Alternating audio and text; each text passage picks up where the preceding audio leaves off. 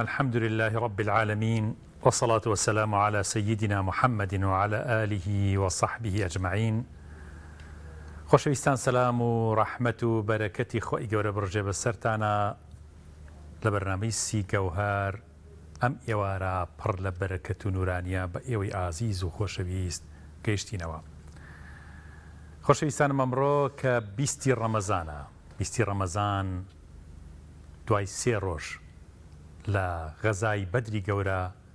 ئێستا کە فەتحی مەککەیە و ڕۆژی فەتحی مەککە و فەتحی دڵان لە یەکەم ڕۆژی شەوەکانی قەدرەوە دەست پێکات کە ئەم ئێوارەیە ئینشاءالله ئەبێتە دەروازەی شەوە مبارەکەکانی قەدر. لە خزمەت برای عزیز و خۆشەویستم ماوەسا عەباس و ئەمستاڤ عزیز و خۆشەویستەی کەناڵی ئاسمانی پەیام، جارێکتر بە خزمەت ئێوەی ئازیز و خۆشەویست گەیشتینەوە و خۆی گەورە شەوەکانی قەدر بە نسیبی هەر هەمومان بکات و دوعاکانمان گیرا بکات لەم شەوە مبارەکانی کە مەگەر ئەوە لە دەسەڵاتی خوا و لە ڕەحم و بەزەیی خوا بوەشێتەوە نەک عەبدەکان کە بە ملیۆنەها و ملیارەها کەس لەم شەوانەیە عەفوەکات. خۆی گەورە بەرعەفواتی خۆیمان بخە ئینشاءالله مامۆستا عەباس. سڵاوی خوا لە ژنابیشت. لە جنابیشت مامۆستای بەڕێز و خۆشەویست بەناوی خوای بەخشندەی میهرەبان. سڵاوتان لێبێت بینەرە بەڕێز و خۆشەویستەکانی بەرنامەی سی گەوهەر. منیش خۆشحاڵم کە لە خزمەتم برا بەڕێز و خۆشەویستانەیە لەگەڵ ئێوەی بەڕێز و خۆشەویست بینەری ئازیزی کەناڵی ئاسمانی پەیام و بەرنامەی سی گەوهەر پێکەگەینەوە. لەخوای گەورە داواکارین ڕۆژ و تاعات و عیبادەتمان لێوەربگرێ و ئێوەش بەهرەمەند بوو بن لەو گەوهەرانەی کە ڕۆژانە پێشکەشتانیانەکەین لەو سی گەوهەرەی جەنابی مامۆستا کە لە دەستمانە بووە 20 ڕۆیشتووە. دەی بە قیمەتی ماوە ئینشاءالله 20 ڕۆشتۆتە خەزێنەی لای خوا نەفەوتاوە ئینشاءالله. دەی بە قیمەت و بە نرخی تیا ماوە. ئەوانن کە خۆیان لە شەوانی قەدر و دەڕۆژی کۆتایی مانجی ڕەمەزانە بینەوە. تەمان ئەم گەوهەرانە پڕن لە دەرفەت، پڕن لە محیبەت، پڕن لە زانیاری، پڕن لە معلومات، پڕن لە خۆشەویستی شەوانی قەدر و لەیلەة القەدر و قیام اللەیل و قورئان خوێندن و زیکر و دوعا و پاڕانەوە و بە ڕۆژوو بوون. خۆی گەورە لە هەموو لایەکی وەرگرێ ئینشاءالله.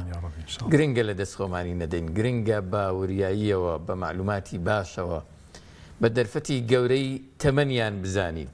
ئێستا خۆمانی تیا دەبینینەوە. خۆی گەورە ئینشاءالله دەرفەتمان بداتێ هاوکاری و بۆمان ئاسان کە گەورەترین و پڕبەرەکەتترین هەکبەیان تیادا بپێچینەوە ئینشاءالله. مامۆستای بەڕێز، بۆ شەوانی قەدر تۆ چیت هەیە بە بینەرانی بڵێ؟ وەڵاهی جا من چی بڵێم، یعنی خۆی گەورە ئەفەرمێت إنا أنزلناه في ليلة القدر وما أدراك ما ليلة القدر. يعني أم شەو مبارەکانە بەڕاستی لەدەست دەرەچێت با ئینشاءالله لە ئیمڕۆ پشتیوێنی باشی بۆتون بکەینەوە لە ئەم ئێوارەوە، وەنیەتی گەورەی لێبێنین لە قورئان خوێندن، لە زیکری خوا، لە قەرەباڵغکردنی مزگەوتەکانمان ئینشاءالله، و حەڵقەکانی زیکر و حەڵقەکانی قورئان خوێندن فراوان بکەین و بەخشین و سەدەقەکانمان بەڕاستی لەم شەو مبارەکانەیە زۆر زۆر گەورەیە و زەرورە بەڕاستی هەمومان بەردەوام بپارڕینەوە بڵین اللهم إنك عفو تحب العفو فاعف عنا. داوای عفو بکەین، عفو لێخۆشبوونی خوای زۆر زۆر گەورەیە، بەرمان بکەوێ ئینشاءالله لەم شەو مبارەکانەوە بەرعەفواتی خوای بکەین ئینشاءالله تعالی. بینەرە بەڕێزەکان، بڕگەکانی ئەمڕۆی بەرنامەی 20 سی گەوهەرتان پێشناکەین. لە تەوەری یەکەم وەک هەمیشە دەچینە خزمەت قورئان خوێنی بەڕێز و خۆشەویست مامۆستا ئاراس ڕەحیم کە ئێستا لە ستۆدیۆ لەگەڵمان ئامادەیە و دەبێتە دەستپێکی بەرنامەکە و هەندێک لایەتەکانی قورئانی پیرۆزمان بۆ دەخوێنێ. دواتر لەبارەی هەوڵەکان بۆ تەواوکردنی بینای دەستگای ڕۆشنبیری نووری حکمە لە قیسەی سادق لەگەڵ هەردوو بەڕێز و خۆشەویست مامۆستا ئازاد حەمەخان، مامۆستای ئاینی و بەڕێز مامۆستا عیرفان عوسمان بانخواز گفتوگۆ دەکەین و لەگەڵیان باسیەوەکەین کە ئەم کارە پیرۆزە، ئەم پرۆژێک گەورەیە بەکوێ گەیشتووە، چۆن دەست پێکراوە، چی ماوە تەواو بکرێ. لەگەڵ باسکردن لە سوودەکانی خواردنی سەوزە و میوەکان لە ڕەمەزاندا لە بڕگەیەکی ترە لەگەڵ بەڕێز سەدیق عەزیز کەس نەزانی پسپۆڕی پاراستنی سەوزە و میوە گفتوگۆکەین ئینشاءڵڵا لەوێش هەک بە یەک زانیاریە خەینە خزمەتی ئێوەی بەڕێز و خۆشەویست و هەر لە بەرنامەکەی کاک شێف نەریمان ئامادەی هەیە کە ئێستا سەرگەرمی ئامادەکاریە بۆ سازدان و ئامادەکردنی خوانێکی بە تام و بەچێش. کاک شێف سڵاوی خۆی گەورەت لێبێ. سڵاو لێبێ مامۆستاجان، تۆ باش هەموو لای باش بن. سەرەتا بە ناوی خۆی گەورە و میهرەبان ئینشەڵڵا ڕۆژوو تاعاتی هەموو لای قوڵ بێت. ئەمڕۆژ هاتینەوە بۆ چەندین خۆراشی جۆراوجۆر و تەندروست لە خزمەتان ناوین. جیاوازی ئەمڕۆ لەگەڵ ڕۆژانی ڕابردوو چییە؟ چی ئامادەیە سازی بکەیت؟ ئەمڕۆ قۆزیشی ناو فڕنمان هەیە بە شێوازێکی نوێت. قۆزی هەر لە ئینە سەر تەواخەکرێ، بەڵام ئێمە کردومانە بە فڕن قۆزیەکەمان. ئەوە باش هەندێ دەستکاریمان کردوێتە بۆ نەوەنە پەتاتە و بیبەری ئەلوانمان بۆ زیاد کردووە بۆ ناو فڕنەکە. ئیشەڵڵا دواتر ئەیبینن چۆن دەبێت. لەو بە تامتر دەرەچێ لەو بە تامتر دەرەچێت چونکە فڕن تو ئەیپیشێنێت، فڕنەکە ئەپیشێت خۆشتر دەبێت، ینی تاماویشی باشترێتەوە. زۆر باشە بە تەفاسیل دوای دێنە خزمەتتان مامۆستاجان لەوێ باسییانەکەی خزمەتە مامۆستاجان. دەست خۆش بینە لە بەڕێز و خۆشەویستەکان لەگەڵ مامۆستا ئاراس دەست بە یەکەمین بڕگەی بەرنامەکەمانەکەین و گوێمان لە ئاوازێکی شیرین دەبێت.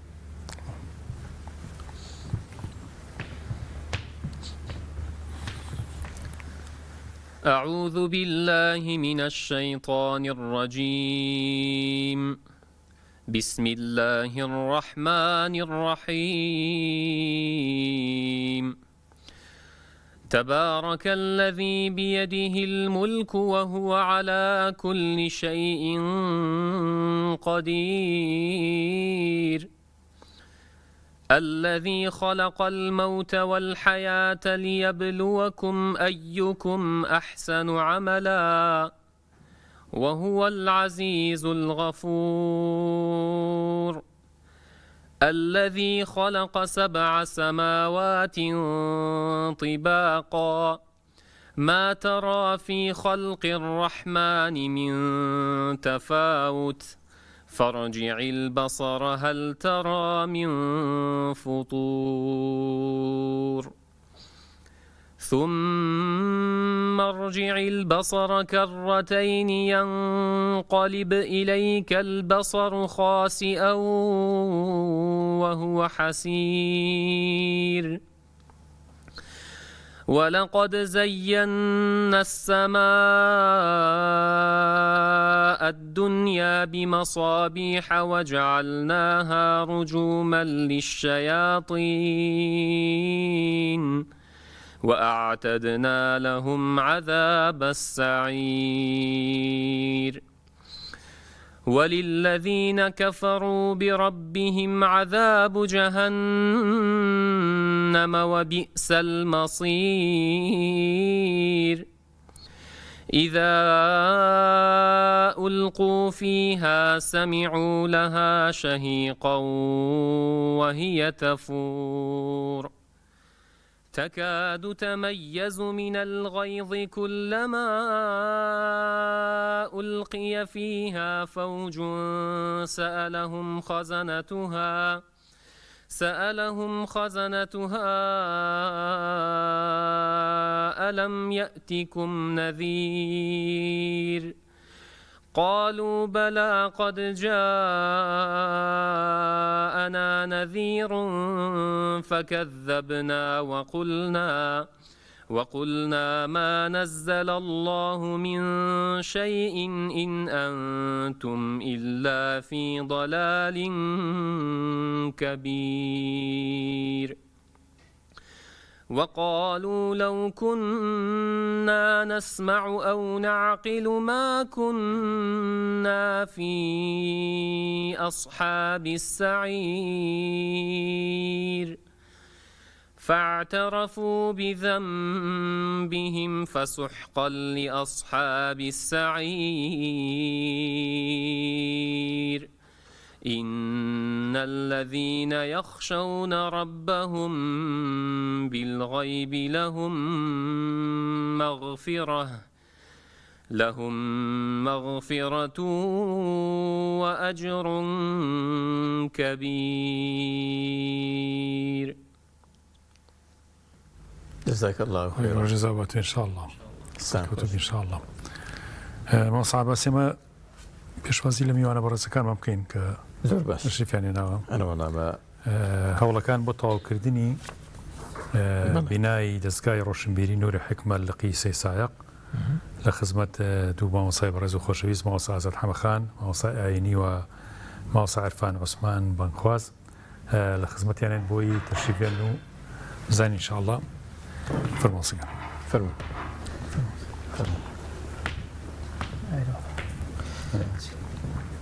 السلام عليكم. عليكم السلام. خير ما وصاجان. السلام عليكم. تشي برم. صحيح فهم خير. خير. فرم. ما صاب شو سلام. لا بيش تسلم. لا بيش تسلم. بخير. بخير بنا. السلام إخواتنا باش نشكر سلامتك. يا أخوة بخير. ما عفتانك أبرا. ماشي السلام. مامۆستا ئازاد پێشێکی لەبارەی ڕەمەزان و پێشەوەی بچینە ناو ئەو تەوەرەی کە بیستمانە شەوانی قەدر و تایرە هاتن و ئەوانە. بيشكي بسم الله الرحمن الرحيم الحمد لله والصلاة والسلام على سيدنا وحبيبنا محمد المصطفى صلى الله عليه وسلم. ربنا آتنا في الدنيا حسنة وفي الآخرة حسنة وقنا عذاب النار. ربنا اغفر لنا ولإخواننا الذين سبقونا بالإيمان ولا تجعل في قلوبنا غلا للذين آمنوا ربنا إنك رؤوف رحيم. اللهم آمين وبه نستعين. سەرەتا دەستخۆشی لە بەڕێستانەکەین و خی گەورە پاداشتان باتەوە برا بەڕێزان و هەمولایەک خی گەورە بخاتە ئەجری قیامەت بۆ هەمومان ئەم چەند ساتێکەوە لێرە دانیشتین و بۆ پێشکەشکردنی بەرنمەیەک سوپاسی خواکەین کە ئێمە وەکو مسلمان بەرنامە و یاسا و ڕێسای ژیانمان هەیە و ئەزانین چۆن هەڵسو کەوتەکەین و ئەزانین چۆن دانیشین و چۆن ئەخەوین و چۆن ئەڕۆین و هەموو ژیانەکانمان بەرنمەیە سواز بەخوای پەروەردگار. ئینشاءڵڵا ئومێدمانەیە ئەم ڕەمەزانش بێتە مای خێر و بەرەکەت ئینشاءڵڵا بووە و ئەیش بێت بە ئیزنی خۆی گەورە. ئێستا لە کۆتاییەکانی ڕەمەزانین سوپاسی خوا ئاکەین. بەڕاستی ئێمەی مسلمان ئەمڕۆ کە بیستی ڕەمەزانە بەڕاستی ئێمە تەماشا بکەین لە ژیانی پێغەمبەری خوا صلی الله عليه وسلم کە فەتحی مەککەی تیا کراوە لە بیستی ڕەمەزانە بووە لە ساڵی هەشتی کۆچیا بووە. پێغەمبەری خوا صلی الله عليه وسلم ئەم دینەی ئابەم ناڕەحەتیە گەیانوەتە ئەم سات و کاتێکەوە ئێمە ئێستا دانیشتوین سوپاسی خوا ئاکەین کە ئەم بەرنامەمان هەیە بۆ ژیان. الحەمدولله سوپاس بۆ پەروەردگارمان کە ئێمە لەسەر ئەم ڕێبازە جوانەین بەرنامەی ژیانمان هەیە عیبادەتی خۆی پەروەردگارەکەین چاوەڕێی ئەجر و پاداشتی قیامەت ئەکەین کە لە قیامەتە ئینشاء الله تعالی بەرهەمەکەی وەرەگرینەوە بە یارمەتی خۆی پەروەردگار. معلومی جەنابتانە ڕەمەزان کۆکردنەوەی کردەوەی تێشووی کردەوە چاکانمانە بۆ قیامەتمان. ئەمە شەوە پیرۆزەکانە کە ئێستا ئەم شەوە پیرۆزانە بەڕاستی ئەگەر ئێمە تەماشاکەین ئەم شەوانە 10 سەعاتە شەوی قەدر کە قورئانی پیرۆز و فەرمودەکانی پێغەمبەری خوا صلی الله عليه وسلم بە گەورە باسیەکەن. هەتا ئەوەتانێ خۆی پەروەردگار معلومی جەنابتانە و بینەرانیش ئاگادارن کە ئەم سوورەتی قەدرە کە خۆی گەورە دای بەزانوە بە پێغەمبەری خوا صلی الله عليه وسلم کە فەرمی ئینا ئەنزەلناه فی لەیلەتی القەدر. طبعا دیارە قورئانی دا بەزانوو خۆی پەروەردگار لە شەوەکانی قەدرا دای بەزانوو هەموو قورئان. إنا أنزلناه في ليلة القدر ليلة القدر خير من 1000 شهر. ليلة القدر وما أدراك ما ليلة القدر ببيغمري خوا أفرمي خواي پروردگار وما أدراك ما ليلة القدر أي محمد تو نازعين ليلة القدر تشية. طبعا ديار خواي قول خوي يكاتب ببيغمري خوا صلى الله عليه وسلم أفرمي ليلة القدر خير من 1000 شهر كخير 1000 من عبادته أو شواقر خواي قول بك بقسمتي هر كسيك مان هر مسلمانك إن شاء الله عبادت لو شويا خيري 1000 ماني هي. طبعا همو ساتكاني أو شوانا همو بيروزن أبي إما أقامان لي بفيروي ندين زور بوردي هاسوكوتي لقلابكين خومان با اشتلاوتي ومشغول نكين بعبادتي خوا ومشغولي كين خۆمان بە قورآن خوێندن بە زیکرکردن بە خەیر و خەیراتکردن بە سەردانی ئەو کەسانی کەوا پێویستیان هەیە لەو شەوەیە بۆیان دەبر بکەین یعنی هەموو بوارەکانی ژانمان بخەینە عیبادەت لەو شەوە پیرۆزانە إن شاء الله تعالى. ليلة القدر خير من 1000 شهر تنزل الملائكة يعني لو شوي شهر بو ناوس يصيركي ملائكة كانش بجدار بن أنا دعبزنا خوارة وبو سر دنيا لنا ودنيا لمزجوت كان لشونا بيروزا كان هم ملائكة كانت تيا جبرائيل عليه السلام أفرمي تنزل الملائكة والروح فيها بإذن ربهم من كل أمر يعني بإذن خوي پروردگارة وبريارة كان لا خوي پروردگارة هموش تك لا خوي پروردگار معلومة زان راوة ئێمە مسلمانیش پێویستە لەم شەوانە ئاگادار بین ئەم دە سەعاتە کەوا شەوەکانی ئەم قلێرەت قەدر دە سەعاتەکە ئەم دە سەعاتە گەر دابەش بکەین 1 سەعات بەرامبەر 9 سەعات عیبادەت یعنی ئەگەر بتوانین 1 سەعات عیبادەت بکەین لە شەوە قەدرەکانە خوا بیکا بە قسمەتی من و تۆ وەکو ئەوە وایە بەس ئەو سەعاتە عیبادەتە 9 دانە سەعات عیبادەتمان کردووە دقەیەک بەرامبەر 28 ڕۆژە يعني زۆر گەورەیە ئینسانی مسلمان ساتەکانی لەبیر نەچێ کاتەکانی لەبیر نەچێ ئاگاداری لەحزەکانی ژیانمان بین لەم چەند شەوانی پیرۆزن خۆی هەموو کاتەکان زۆرن کاتی پیرۆزمان هەیە وەکو دە ڕۆژی سەرەتای مانگی ذیلحەجە ئەوانە پیرۆزن و دە شەوی مانگی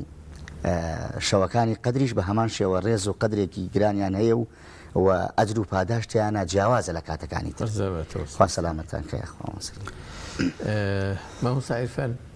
جنابیشتان دووارە بەخێر بێن سوپاسان مامۆستا لە جەنابتەوە تەوارەکە دەست پێ بکەین ئێوە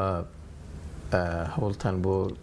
دامەزراندن و کردنەوەی بینایەک بۆ نەقەی سەید سادقی دەستگای ڕۆشنبیری نوری حکمە کردووە زەرورەتی بوونی ئەو جۆرە دەستگایە لقەیەکی ئەم دەستگایە سنتری ڕۆشنبیری نوری حکمە چییە بۆ سەید سادق بۆچی هەوڵتان داوە لقەیەکی هەبێ و ئیشی لەسەر بکەن و دوجاریش باڵەخانەیەکی بۆ دروست بکەن بەڵێ بسم الله والحمد لله والصلاة والسلام على رسول الله وعلى آله وأصحابه ومواله أما بعد سرەتا زۆر سپاس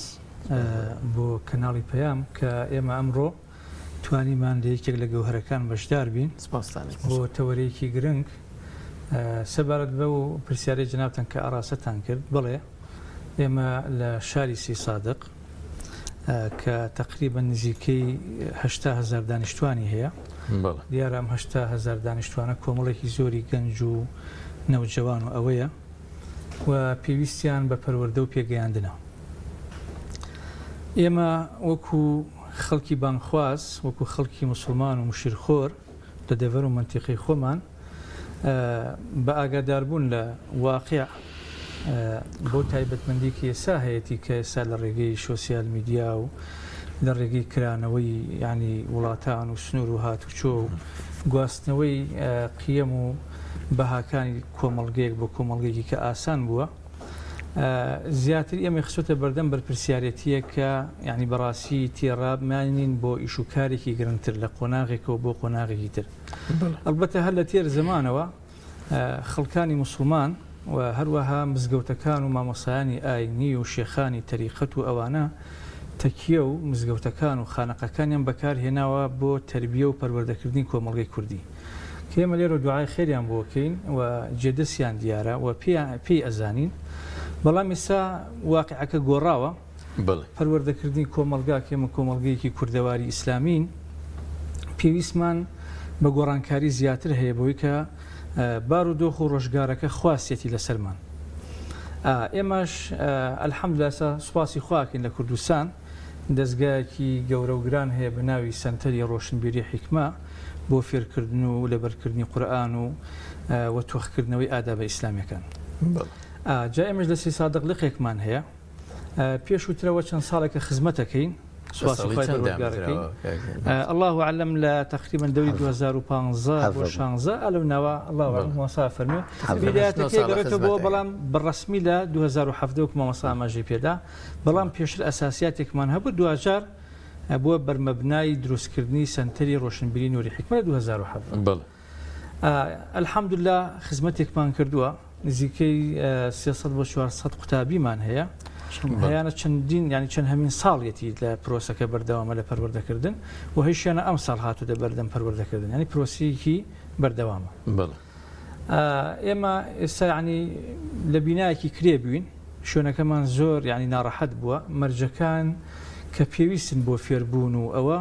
ئەتیا بەردەست نیە و نایەتەجێ بۆی بیرمان کردوتەوە کە بینایەکی ئەوتۆ دروست بکەین کە وەڵامدانەوەی خواستی پەروەردەی و تعلیمی بێ فێرکاری بێگەر وشەکان کوردی بێ باشترە بینایەکمان دروست کردووە ئەرزمان لە سەرۆکایەتی شارەوانی سەی سادق دیارە ئەرزمان هەبوو وەرمان گرتووە بە شێوازی مساتە حەسوپاسیانەکەین ئاسانکاریان بۆ کردین ئێستا بینایەکمان دروست کردووە کە لە 39 پێک هاتووە بیناکەمان هەیکەلە بەڵام میتر پێویستیمان بە وکۆڵێ هاوکاری خێرخوازان و دامی ئەوە هەیە ئەگەر چی ئەمە جێگەی داخە وایە ئەو ڕێکخراوانی کە ڕێکخراوی ئینجی کۆن ڕێکخراوی ناحکومین بە تایبەتی ئەوانیان کە پەروەردەین ئەوایە حکوومەت ینی بە جۆرێک بودجەی بۆ دیاری بکردنایە چکە ئەم ڕێکخراوانە وەکو سنتەری حکمە یعنی پەروەردەکە ژێرخانی بواری پەروەردەی یاخود سەقافەی گشتی ئەم وڵاتە دروست ئەکا یعنی ئەبێ بە چاوێکی بە نرخ سەیری بکە و گرنگی پێ بداوە کار ئاسانی بۆ بکە وەلانی کەم بودجە و سەهمێکی ئابووری بۆ دابین بکە چکە دوجار کاری ئەم ڕێکخراوانە دەبێتە بواری پەروەردەی ئینسانی ساڵح و باش و یعنی وەکوڵەیە خزمەتکار دروستەکە و بەدیهێنێ بە وڵاتەکە کە ئێمە ئەم ئینسانانەمان پێویستە جا بۆیە ئەگەر ئەم ڕێکخراوانە زۆر بن دوجار لەو سەرۆکاری حکوومەت ئاسان ئەبێ و یعنی حکوومەت بودجێکی باش تیشی بۆ گەڕێتەوە لەو بودجەی کە لەو ڕێکخراوە پەروەردەیانە سەرفیەکە لانی کەم ئێمە ئینسانێکی مؤدەبی بە ئەخلاقی ڕەوشت بەرز دوور لە پەرگیری ئیسلامیش یعنی کەوای ساتێ بە تایبەتی لە عەسری ئەمڕۆمانە جۆرێکە لەسەر ئێشە بۆ هەموو لایەک ئەوەش دروستەکە بەڵام بەداخەوە ئەوان حکوومەت نەیتوانێت وەکو زۆربەی کارەکانی کە ئیهمالی کردووە نەیتوانە گرنگی بە بوارە بدا بۆیە ئێمە بە ناچاری یعنی بەڕاستی بە ئەوە بڵێن ئاتاج و هۆجەمان کەوتووەتە سەر خەڵکی خێرخوا من یاخود خێرەومەند ئەوەی کە ئەهلی خێر و خێرەومەندیە پێویستمان بەوەیە ئاوەڕمان لێ بدەنەوە و دەستبارماگرن بۆ ئەم پرۆژەیە کە سەدەقەیەکی جاریەیە چونکە ئەگەر سیر بکەین ئەو پارەی کە سەدەقەیە کە زەکاتە لەو وەرانە خەرجەکرێ یەکێک لەوانە فی سەبیلی اللهە جا تعلیمکردنی قورئان ئەوە یعنی فەزڵ و گەورەیەکی زۆری تیا کە پێغەمبەری خوا صلی الله علیه و سلم خوای لەسەر بە لە فەرمودەیەکە فەرمێ خەیڕکم من تعلم القورآن وعلمه جا فی سەبیل الله لە جیهاد و بەرخودان و تعلیمکردنی قورئان و یعنی بەها بەرزەکانی ئیسلامی فی سەبیل اللهە هەمووی دەیگرێتەوە پێی ئەسناف ئێستا مەدرسە پەروەردەیەکان یعنی بەڕاستی بە هەموو شێوازێک پێویستە لەسەر خەڵکی خێرەومەند بەجددی بیگرێ و ئاوڕی لێ بداتەوە ئەو فەراغەی کە باسمان کە دروست بۆ بۆی پڕبێتەوە بۆ ئەوەی ئەو کاروانی پەروەردەی ئیسلامیە دوانەکەوێت چونکە ئێمە لە بەرامبەردا چەندین یعنی سنتەر و یەکە و یانە هەن کە بەڕاستی پێچەوانەی ئەم ئاراستەیە گەنجی کۆمەلگاکەی ئێمە بانگەکە کە کوڕی منە کە کچی منە کە کوڕی ئەوە و کە کچی ئەوە دوجاریش هەموو لایەک زێرەکەین بۆیە بە تەئکید پرۆژەیەکی گەورەیە پرۆژەیەکی مەزنە یعنی سەدەقەیەکی جاریە پێویستە لەسەر خێرەومەندان بە ئەرکی سەرشانی خوانیان بزانن بەڕاستی بەشێک لەو خێرە و لەو سەدەقەی کە بە تایبەتی لەم مانگی ڕەمەزانە کە مانگی خەیرە ینی بەشێک لە جانبەکەی ئەو پرۆژە و مەشروعانەیان لەبیر نەچێت بە تایبەتی ئەو پرۆژە و مەشروعی ئێمە بۆی بتوانین بکەوینە سەر پێی خۆمان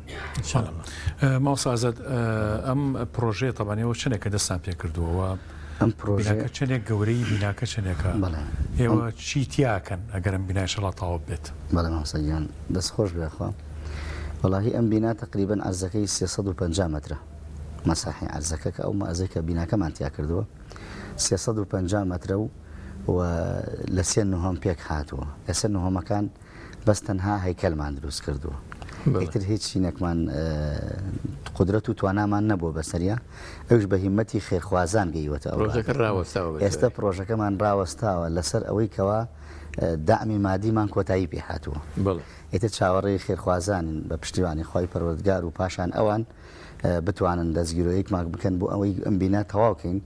و ئەم بینا بەڕاستی زەروریاتی ئەو شاری ئێمە بێت قسپاس بۆ پەروەردگار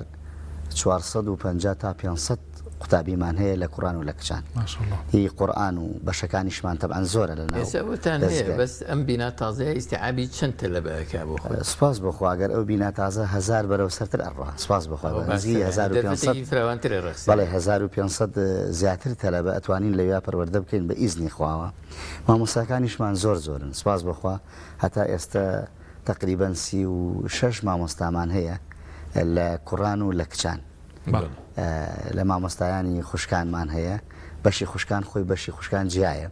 هەر خۆیان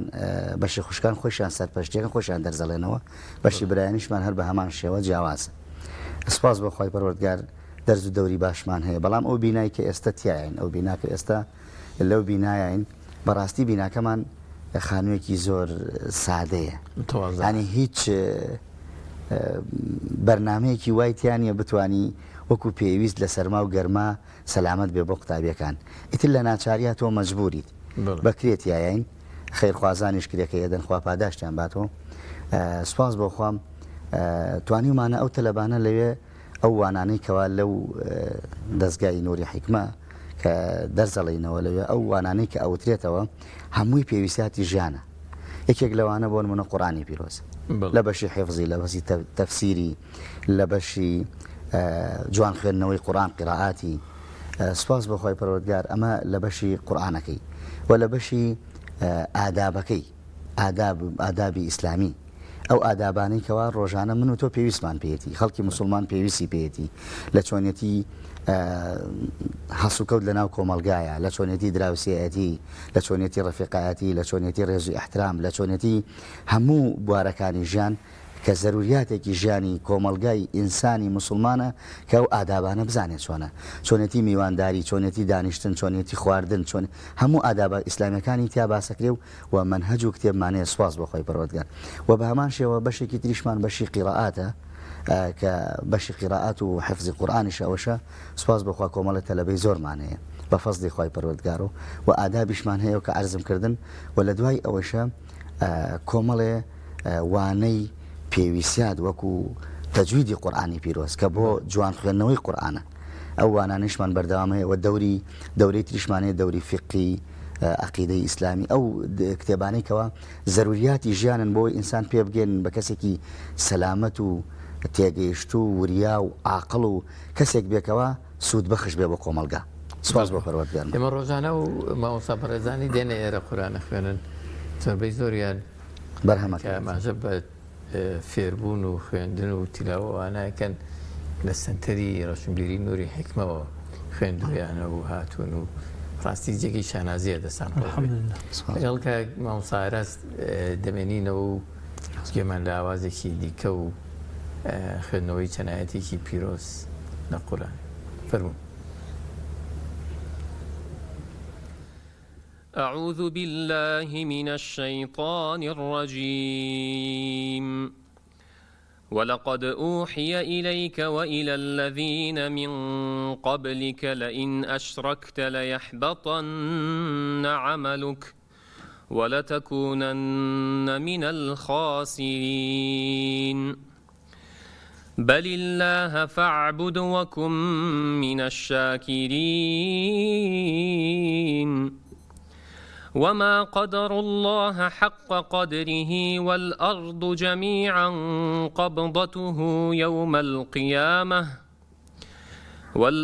جميعا قبضته يوم القيامة والسماوات مطويات بيمينه سبحانه وتعالى عما يشركون ونفخ في الصور فصعق من في السماوات ومن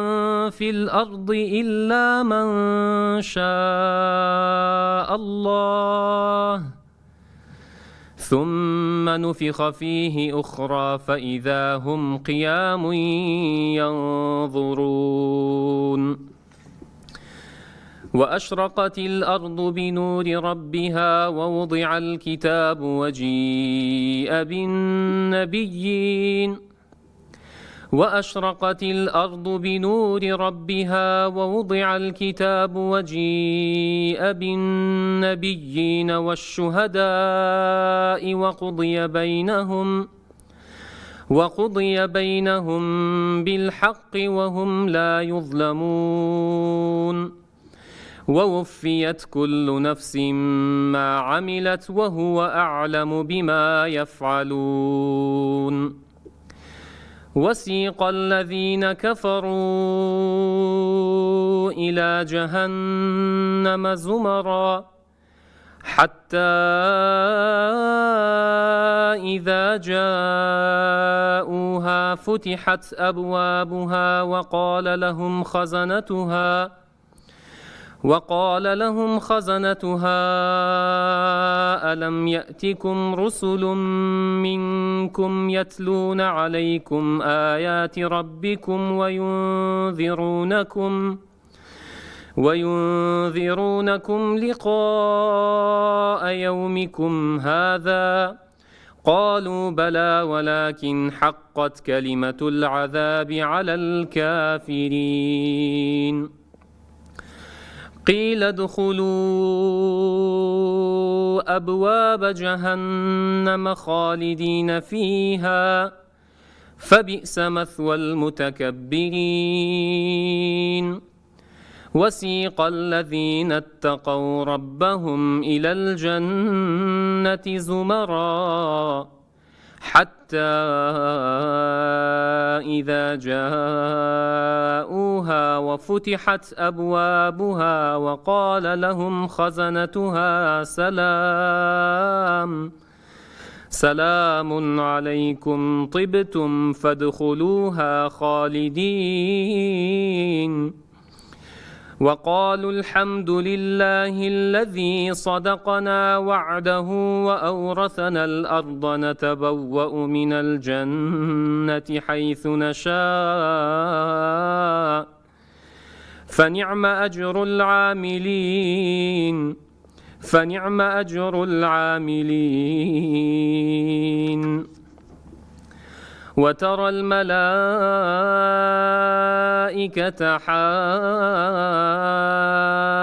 حافين من حول العرش يسبحون بحمد ربهم وقضي بينهم بالحق وقيل الحمد لله رب العالمين. درسي بخير إن شاء الله.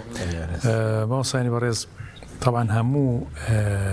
سنتر لم سنتران ياخذ لم دزقانك وقرآن بتابتي نوري حكمة كومله بسرهات وكومله يعني نموذجي زور جوان جاري وهي قربيرتان بيت كجنابتان اليوم وصان وإيشوكاري أو دزقايا بالريوابا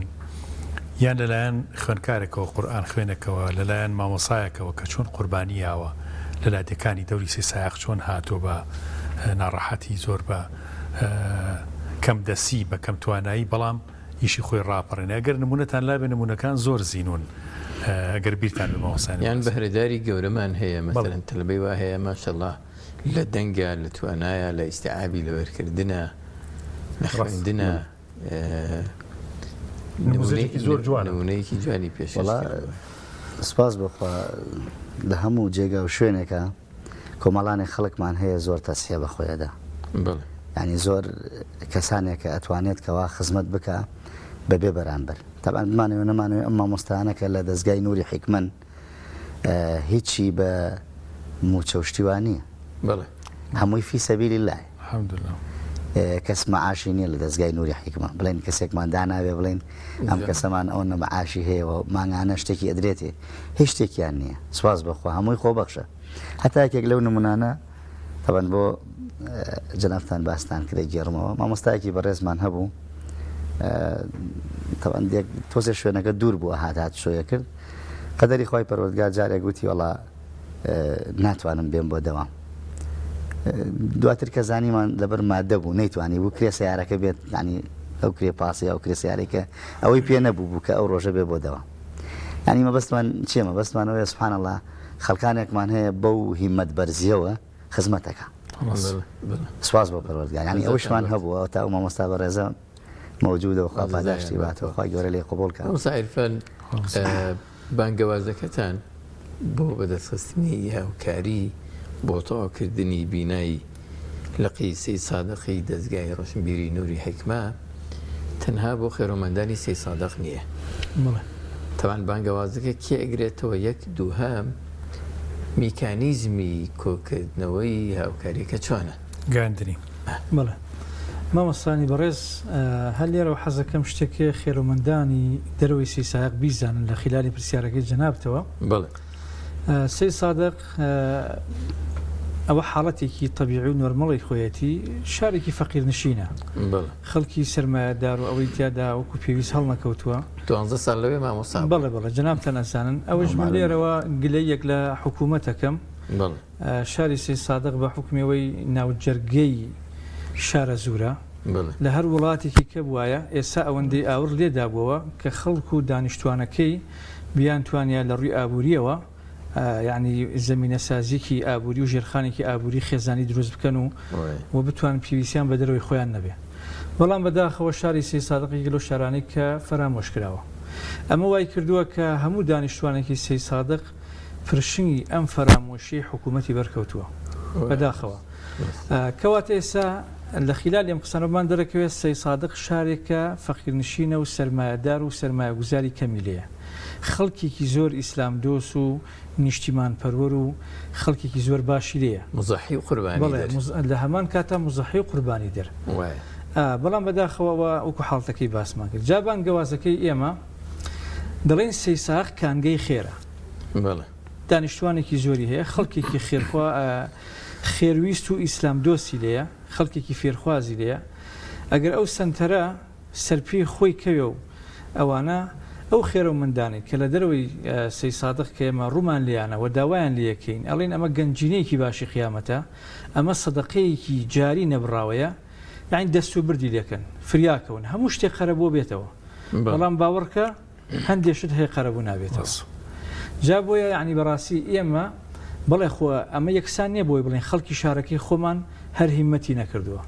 ناوەڵام مامۆستا نمونەی زۆر وازەحمان لە بەردەسە ئەو خەڵکە کەم دەسی خۆمان ئێشتا بە باخەڵێکی کەمەوە هاوکاری زۆرمانەکەن چاویان لێمە چاویان لێمانە. بەڵام یعنی وەکو ئەثەرەکەڵێ جاری وا هەیە دینارێک پێش چەند دینارێک ئەکەوێت لە خێرا، چکە ئەگەر دەوڵەمەندێک 100 دیناری هەبێت 10 دینار بەخشێ یەک لە سەردەی داهاتەکەی بەخشیوە. بەڵام فەقیرێکە 2 دیناری پێ دینارێکیان ئەبەخشێ نیوەی ماڵەکەی بەخشیوە. کەواتە یعنی ئەم بەراوردە خوای پەروەردگار پێ ئەزانێ و فەزڵ و چاکەی هەیە و جاکاری تیاکە بە تاکید وەکو ئەثەرێ هاتووە. خەڵکەکەی ئێمە بەدەممانەوەن هاوکاریمانەکەن، بەڵام هاوکاریەکانیان بە پێی توانە و ئیمکانی خۆیانە وەکوڵی ناتوانێت پرۆژەکەی ئێمە خاتە سەر پێ. بۆیە ئێمە لێرە داواکەین لە مسلمانانی کە لە خاریجن لە درەوەی وڵاتن لە ئەوروپان لە ئەمریکان لە هەر شوێنەکەن لەم دنیاە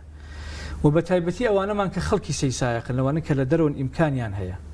ئەمە خزمەت بە کەس و کار و هاوشاری و هاوڵاتیەکانی شارە زووری خۆیانەکە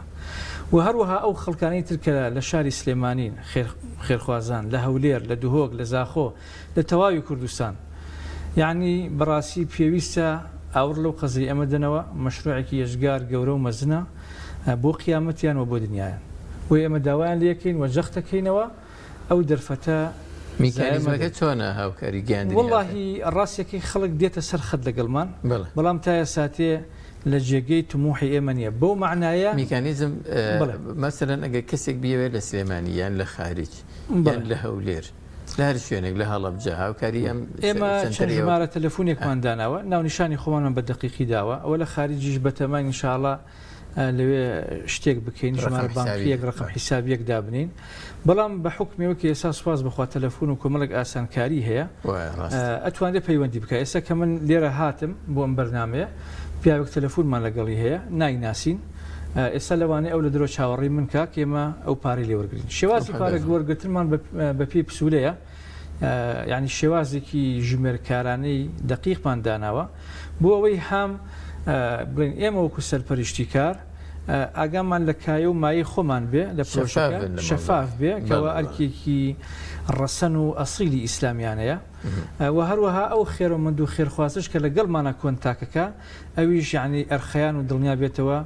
لە خیرەکەی خۆی ئەوەکو میکانیزمەکە ئیت وەکو داواکاریش ئێمە ڕوومان لە هەموو مسلمانێکە بەدەممانەوە بێت بۆی پرۆسەکە دوانەکەوێ و ئەو منداڵانێک کە وەکو مامۆساڵم ئێمە ئەتوانین ئاستی قوتابیەکان بەرزکەینەوە بۆ نزیکی 1000 و بتوانین ئاستی پەروەردەی بە کەوالیەتێکی زیاتر پێشکەش بکەین چکە بینا یعنی بەپێی کەوالیەتی خوێندنە و نوعیەتی خوێندنە ئێستا ئێمە ینی بەڕاستی زۆر شت هەیە زۆر یعنی زۆر بەهرە هەیە ئەمانەوێت بەهری لێبەرین تاقیکەینەوە لەسەر ئاسی خوێندکارەکان نەبەرەوە پێویستی بە جۆرێک لە کەوالیەتی هەیە ناتوانین فکرەکە هەیە بەڵام تەماشاکەی وەسائلەکە متاح و بەردەست نییە بەداخەوە بەڵام لێرەوە ئەو خێرخوازانە هیمەتمان بۆ بکەن لەم پرۆژە گەورە و مەزنە قیامەتی و دنیاییە ئەتوانن یعنی بەڕاستی شتێکی باش بۆ قیامەتی خۆیان بکەن و ئەو ئەرکە ئەخلاقی و نیشتیمانی و ئاینێ جێبەجێکن انشاءالله طبعا مەوەسع بەس ناوچەی سێ سایق زۆر فراوانە بەڵی سێ سایق یعنی تر لە سیروان لە دوژێلەوە بیگرا هەتاوەکو نزیکی ناڵپارێز هەر بە سێ سایق حسابە تا ئەم سەری نزیکی عربەت ئێوە جنابتان طبعا لە خێرێکی زۆر زۆر گەوران بەوەی کە حتا ئەگەر مامۆسایە لەو شوێنە مبارەکە تەخەڕوش بکات بچێتە لادیەکی وەکو سیامێەوە بۆ نمونە لەوێ توانێت هەمتر بۆ خۆی دەستگایەکی نوری حکمە بێ لەو دیە ینی هەموو مامۆسایە کە بڵاو بێتەوە لە منطقەکەیە بەڕاستی دەورێکی زۆر زۆر گەورە بینێ انشاءالله خێرخوازان ڕەچاویەوە بکەن ئیشێکی زۆر زۆر گەورەیە انشاءالله مامۆستا مامۆسایفان باسی سەدەقەی جاری کرد ئەم مەوزوعە چۆنە ئەگەر ئینسانی خێر بکە بەم دەستگایە چاوەڕێی چی بکات لە پاداشتێکی بەڵێ بسم الله واللهی معلومی جەنابتانە بەڵام بۆ ڕوونی هەمووی ئەوەی کەوا گوێ لە قسەکانی ئێمە بنەکانی ئێمە ئەبیسێت ئاگادار بێ لەوەی کەوا سەدەقەی جاریە یعنی ئەو سەدەقەیە کە تۆ ئەیکەیت لە دوای وەفاتی خۆیشت لە دوای مردنی خۆت بەردەوام خێرت بۆیت بەردەوام پلت بەرزە بێتەوە بەردەوام چاکانت زیاد ئەبێت یعنی ئەمە بە ئاسانی دەست ناکەوێت سەدەقە و خێر قورئانی پیرۆز ئاەتمان زۆرە لەو بارەوە باسێکە فەرمودەکانی پێغەمبەری خوا صلی الله عليه وسلم زۆر زۆرە لەو بارەوە سپاس بۆ خۆی پەروەردگار پێغەمبەری خوا فەرمێ صلی الله عليه وسلم ئێوە ببەخشن خۆی گەورە پێتانە بەخشێتەوە سەدەقە و خێر بەڵاو موسیبەت لەسەر ئینسان لا ئەبات دەرگای ڕەحم و بەزەیی ئەکاتەوە سەدەقە و خێر بەرەکەتە خاتە ماڵەوە بەرەکەتە خاتە سەرۆت و سامانەوە سەدەقە و خێر ئینسان خاوەنەکەی ڕزگاری ئەبێ لە ئاگری دۆزەخ تووڕەیی خوا لا ئەبا لەسەری سەدەقە و خێر دەرگای بەهەشت ئەکاتەوە وەکو پێغەمبەری خوا خۆی فەرمێ صلی الله عليه وسلم اتقوا النار ولو بشق التمر يعني فەرمێ خۆتان بپارێزن لە ئاگری دۆزەخ ئەگەر بە لەتە خوڕمایەکی شەبێ ئەین لەوە چ لەتە خوڕمایەک بۆ ئێمەمانان شتێکی کەم بێت بەڵام دیارە لە لای خی گەورە خێرکردن و هاوکاریکردن شتێکی گەورەیە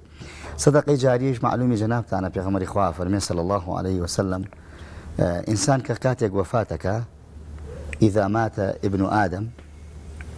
آدم كإنسان وفاتي كرد عملكاني كوتايانت إلا به ثلاث إلا لسر رقاوة نبي يكيك لو رقانا أم صدقة جارية كتو بروجيكي خيري أكي وكو مزقوتيك وكو نخوش خانيك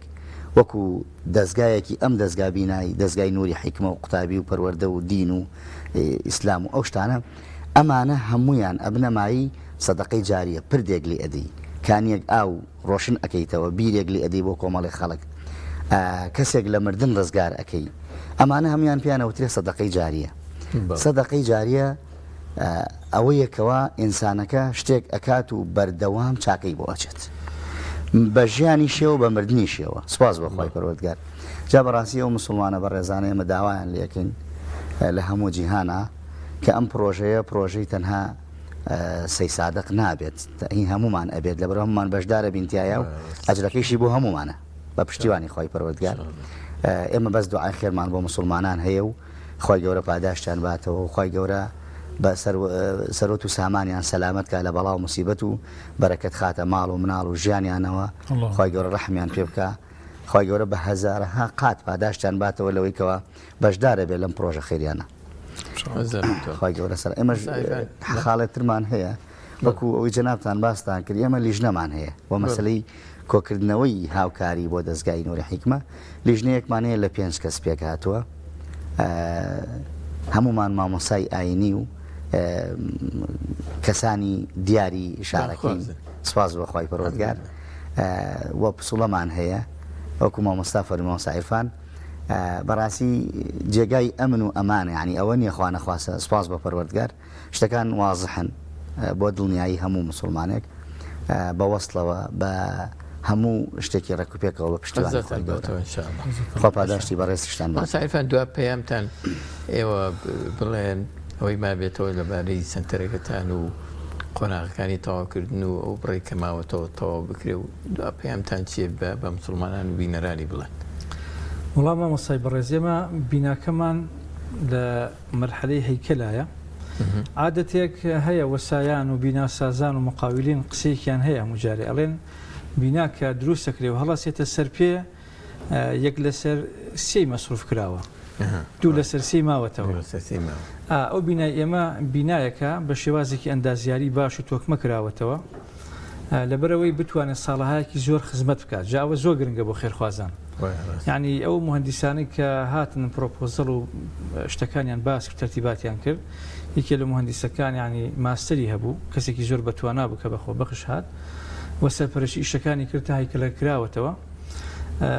یعنی بینایەکی زۆر زۆر باش کراوەتەوە کە تمۆ هەیە لەسەری 50 ساڵ زیاترەوە خزمەت بکە ئەمە گرنگە ینی بەڕاستی چکەمە سەداقێکی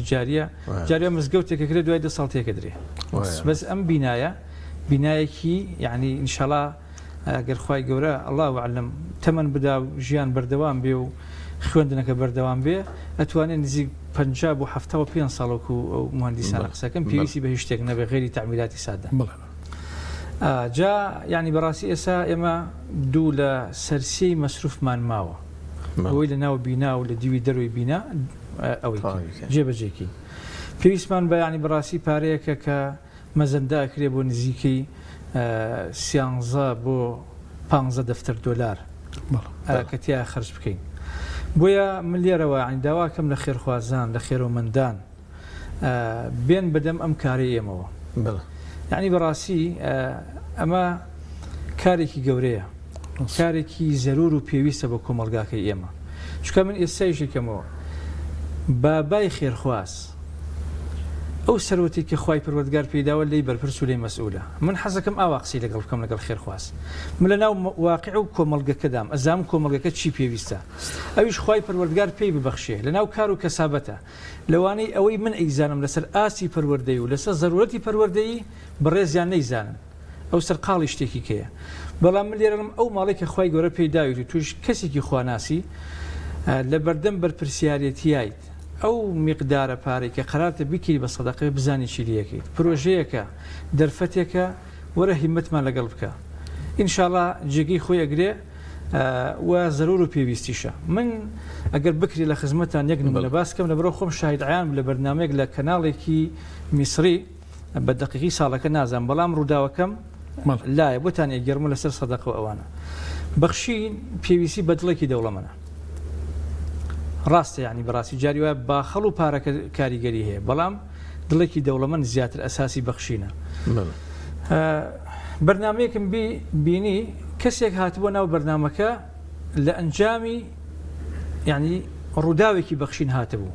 کە تحقیقی ئەو ئاەتەیە وما ئەنفەقتم من شەیء فەهوە یخلیفه ئەوەی کە ئێوە ئەی بەخشن خوای پەروەردگار قەراری داوە جێگەی پڕکاتەوە یعنی هەرگیز ماڵ بە سەدەقە کەم ناکات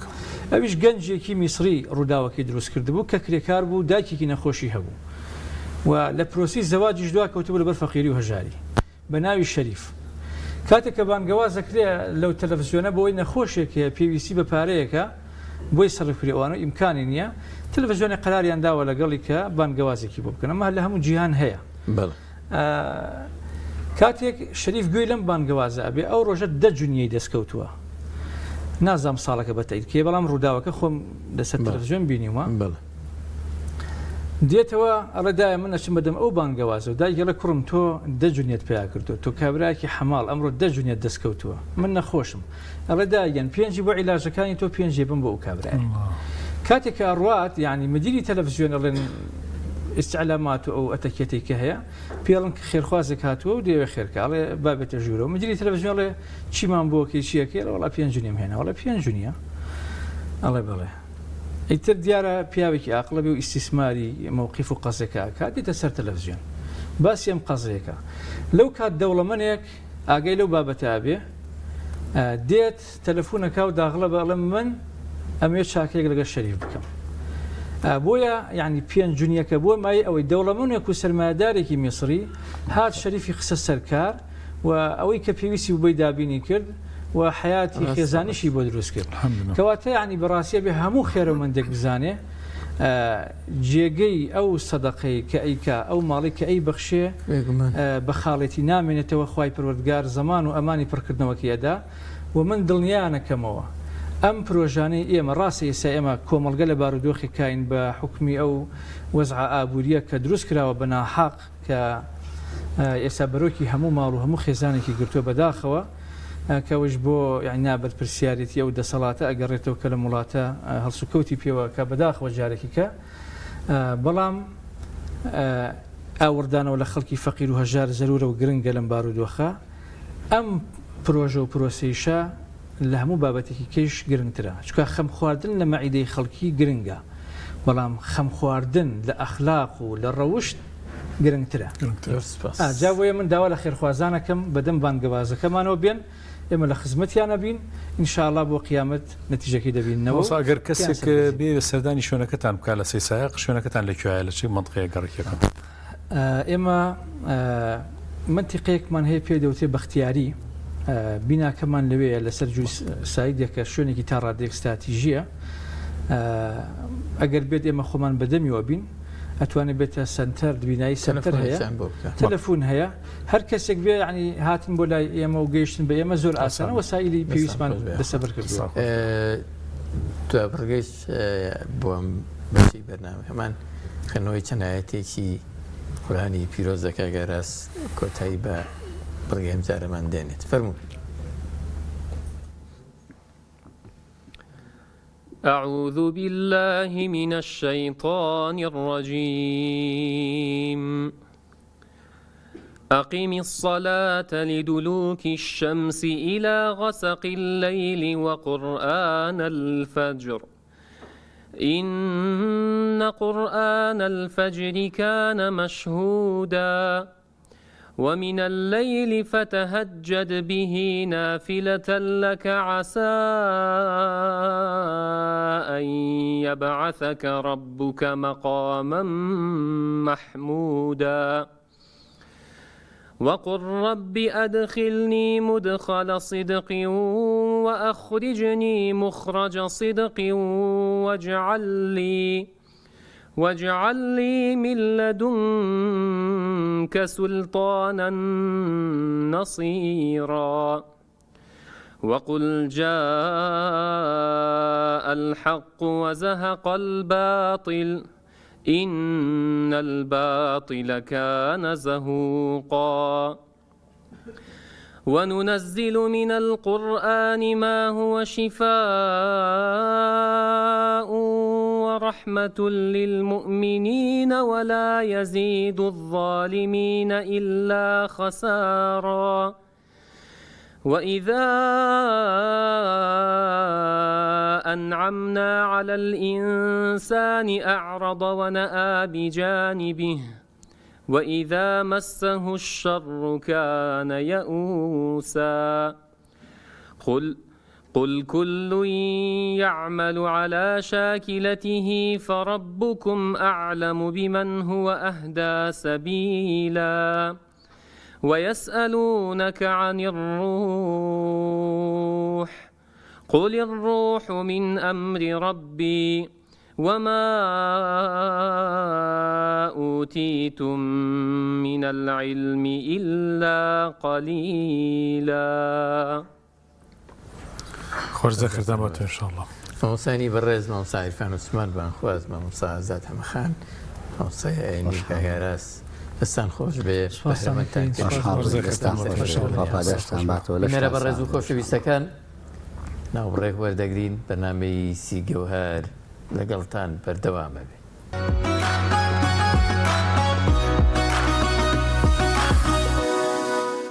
بەناوی خۆی بەخشندەی میهرەبان دووبارە سڵاوتان لێبێت بینەرە بەڕێز و خۆشەویستەکان. ئێستا لەگەڵ کاک شێف نەریمان ئەوازەتی کێشاوە بەشێک لە ئیشەکانی وەمەنجامداوە نییە ئەوەی کە ئامادەیە کاک شێف نەریمان بۆ خوانی ئەمڕۆ چییە؟ خۆزیەکمان هەیە بە فرن بڵێ ئەم شێوازە من ئامادەم پورە بەس قۆزی بە فرن ناکرێ من بۆ منە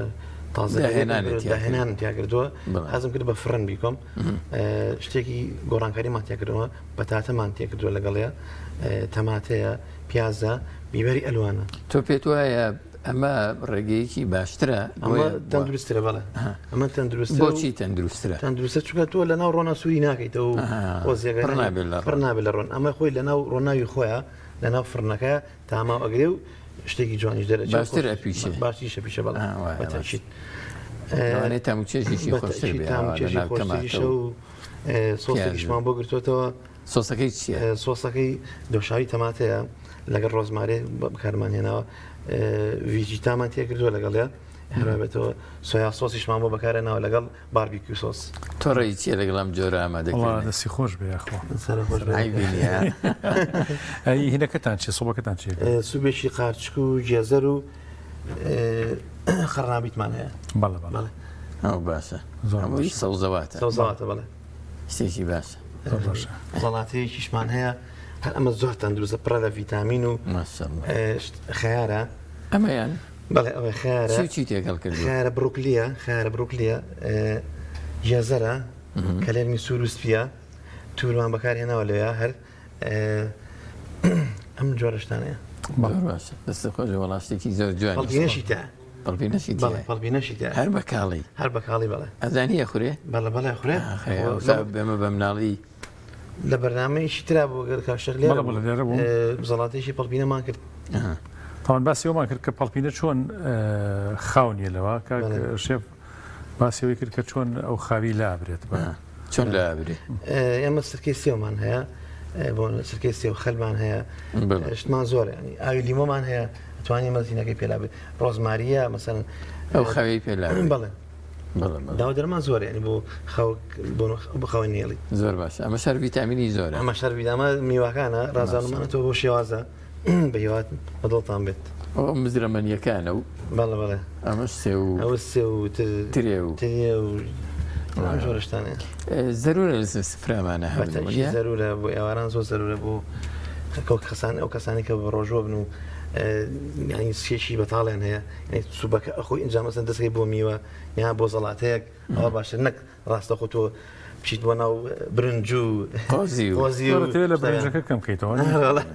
تۆ پێم بڵێ برنجی لێناوە باڵە بڵێ برنجیمان برنجمان لێناوە برنج دۆلفینسیمان لێناوە برنجێکی خۆبڵی سپیمان لێناوە بەڵێ بەڵێ بەڕۆنی لێناوە بەتەمام کار شەبانی بیکەین بە برنجی خڕی دۆلفینسی دەنگ درێژە بەڵێ دەنگ درێژ لە بەیانەوە یکەین بە برنجی خڕی ئینشاءالله بێزنەوە کامیان خۆشتر سازەکرێ خۆی برنجە درێژەکە خۆشتر سازەکرێ خڕاگە تۆ زێ لێزانی نوێت ئەوێ لێ بزانیت بەڕاستی تۆش لێزانی تەمات وەستایە زۆر باشە دەستخۆش بێ کاک شێف خوانێکی جوان دەرەچێن ئینشاءالله دێنەوە بۆلات ئەمجارە باوەڕێتی کاک دکتۆر لێرە سەکانە خۆش بێ کاک شێفاتە ئێستا لە خزمەت دکتۆر سدیق عەزیز کەس نەزانی پسپۆڕی پەراستی سەوزە و میوە بین بۆ باسکردن لە سوودەکانی خواردنی سەوزە و میوەکان لە ڕەمەزان کاک دکتۆر فەرموون هاوڕێتیمان کە بەخێر بێ باشە قوربانگیان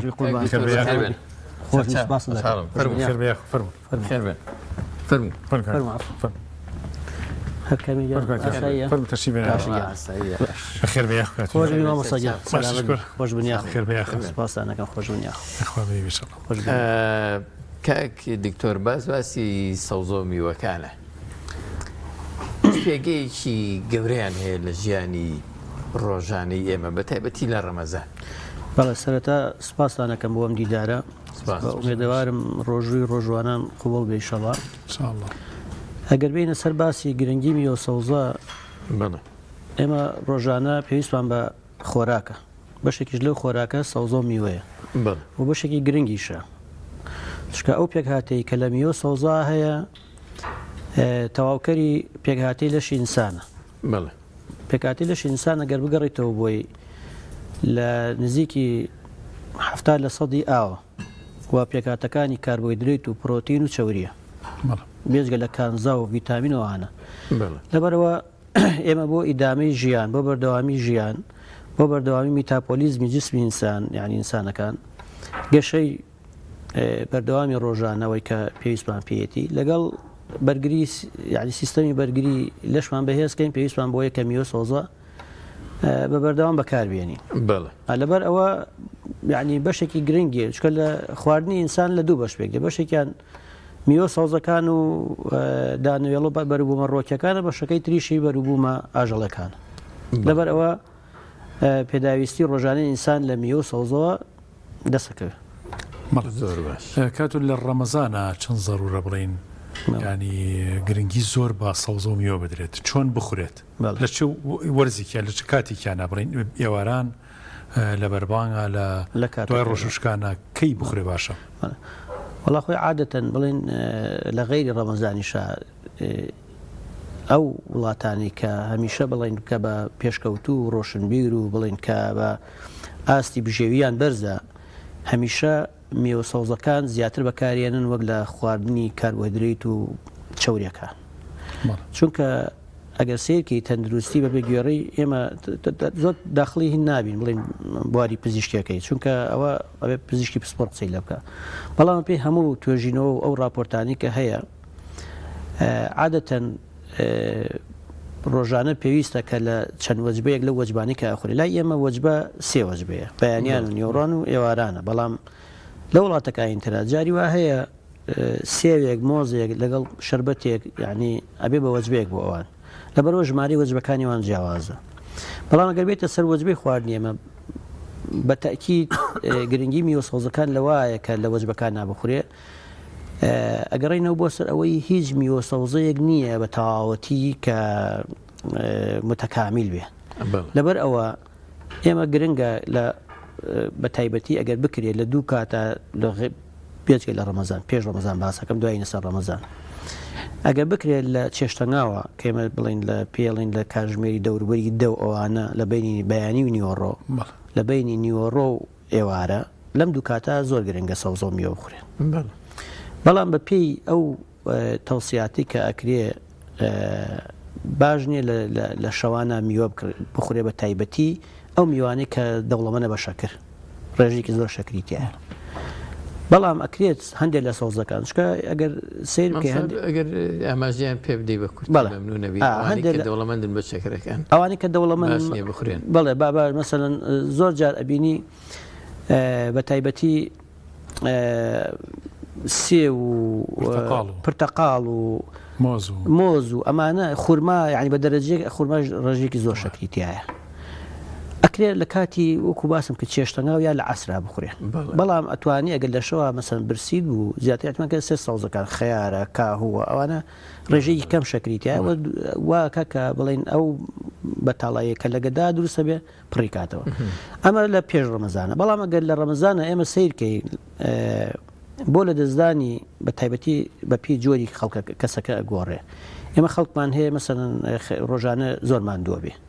کرێکاریەکە، یعنی خەڵکیشمان هەیە تەنها لە پشتی مێزەوە دانیشە، زۆر کەمتر هەست بە ماندوێتیەکە. لەبەرەوە خەڵکانی کە ئیشەکەن و هەست بە ماندوێتیەکەن پێویستیان بەوەی بڕێکی زیاتر لە میوە سەوزە بەکاربێنە بۆ تعویزکردنەوەی ئەو ڤیتامینە و کانزا و ئاو و خۆراکانی کە لە ڕۆژانە وونە بێ لە بەشی لە لەشیە. لەبەرەوە ئێمە ئەکرێت پێشتر گوێم لێ بوو کە ڕۆژوشکانەکە چۆنە بێگەر لەوە باسیکەین، چونکە ئێمە سەرەتا مەسەن بە ئاو یا بە چەندەنکە خورمایەک عادەتەن ڕۆژوەشکێنین، بەڵێ سونەتە دووبارە هەم خورما ڕێژەیەکی باش لە شەکری تایە یەکسەر زۆر ئەوانەی کە تەندروستیان لە ڕووی شەکرە و ئەوانەوە تەواو نییە زۆر هین نەکەنی دەکێ دوودار دەسێت تێنەپەڕێ ئەگەر بکرێت ئێمە بەو ئاوەکە شکێنین دوایی بە خورماکە دوایی ئەگەر بکرێت سوبێک بخۆین لە دوای سوبەکە هەندێک لە سەوزە وەکو زەڵاتەیە یعنی خەیار کاهوو ئەتوانێت شتێکی وا بخورێت ئەنجا بینە سەر کاربۆهیدرێتیان پرۆتینیان چەورەکان بەکاربێت بەڵام باشترە لەگەڵ ئەوە 2 سەعات دوای ناخواردن میوەکان بخورێت چکە زۆرجار لە ماعیدا بینی لە گەدا تووشی ترشان نەبێت سوودی زۆر لێ نابینی ئەگەر بکرێت لە دوای مەسەن ئەوەی کە ئێمە کێشەمان لەوایە جوڵەمان کەمە مەسەن نانەخۆین یەکسە پاڵەکەوینیان لەبەرەوە ئەگەر بکرێت مەسەن جوڵەیە بکەیت یان پێشەوەی کە بچی بۆ هینەکە بۆ وەرزشێ بکەیت بۆ تەراویح خۆی بەڕاستی وەرزشێکی باش ئەگەر بکرێت لەبەر ئەوە لەو کاتانیشە ئەتوانی تعویزی بکەیتەوە لەبەرەوە تا پاشێت تۆ ئەتوانی ئەمانە بکەی ئەگەر نەخەوی بەڵام ئەگەر خەوتیتەوە بە حەقەت باشترە پێش خەوتن سعاتێک پێش خواردن هیچ شتێک نەخورێت زۆر باشە کاک دکتۆر ینی هەیە باڵن عادەتی گرتووە بە خواردنی تەنها جۆرێک لە سەوزەوە یا دوو جۆر جۆرێک لە میوە یا دوو جۆر ئەوە ئیکتیفای ئەو سوودانە ئەکا کە تەنابەت باسیەکە یەڵەی لە سەوزە و میوەکە هەیە و زۆر گرنگە ئێمە بەکاری بێنی من لە پێشتریش لە هەندێک لە بەرنامەی تر و کەناڵی ترە ئەم قسەم کردووە ڕاستی هەمە جۆری و هەمە چەشنی میوەکە و میوەکان یا سەوزەکان ئەمە گرنگی تایبەتی خۆی هەیە ڕاستە زۆر ڕاستە ئێستا من مناڵی خۆم هەیە تەنها مەسەن بە دوو جۆر میوە هینەکە عادەتی گرتووە لالەنی یەکێکە لەوانە مەسەن لای تەنها مۆزەخوا لالەنی وەسە ئەو دوانە ئەگەر هەتا بتوانین ئێمە هەمە جۆری هەمە چەشنی بەکاربێنین بۆ چونکە وەکو باسم کرد هەندێک لە میوەکان هەیە مەسەن بۆ منە جۆرێک لە ڤیتامینیتی هەندێکی تریان جۆرێک مەسەن لە شەکرەکانی تری تیا احتیمالە لە جۆرێک تریانە نەبێ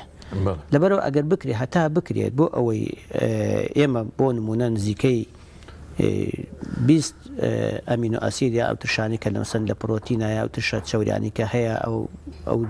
ئەو پێویستیان لە ڤیتامینەکان میوەمان هەیە مەسەن بۆ ڤیتامین ئەیتایە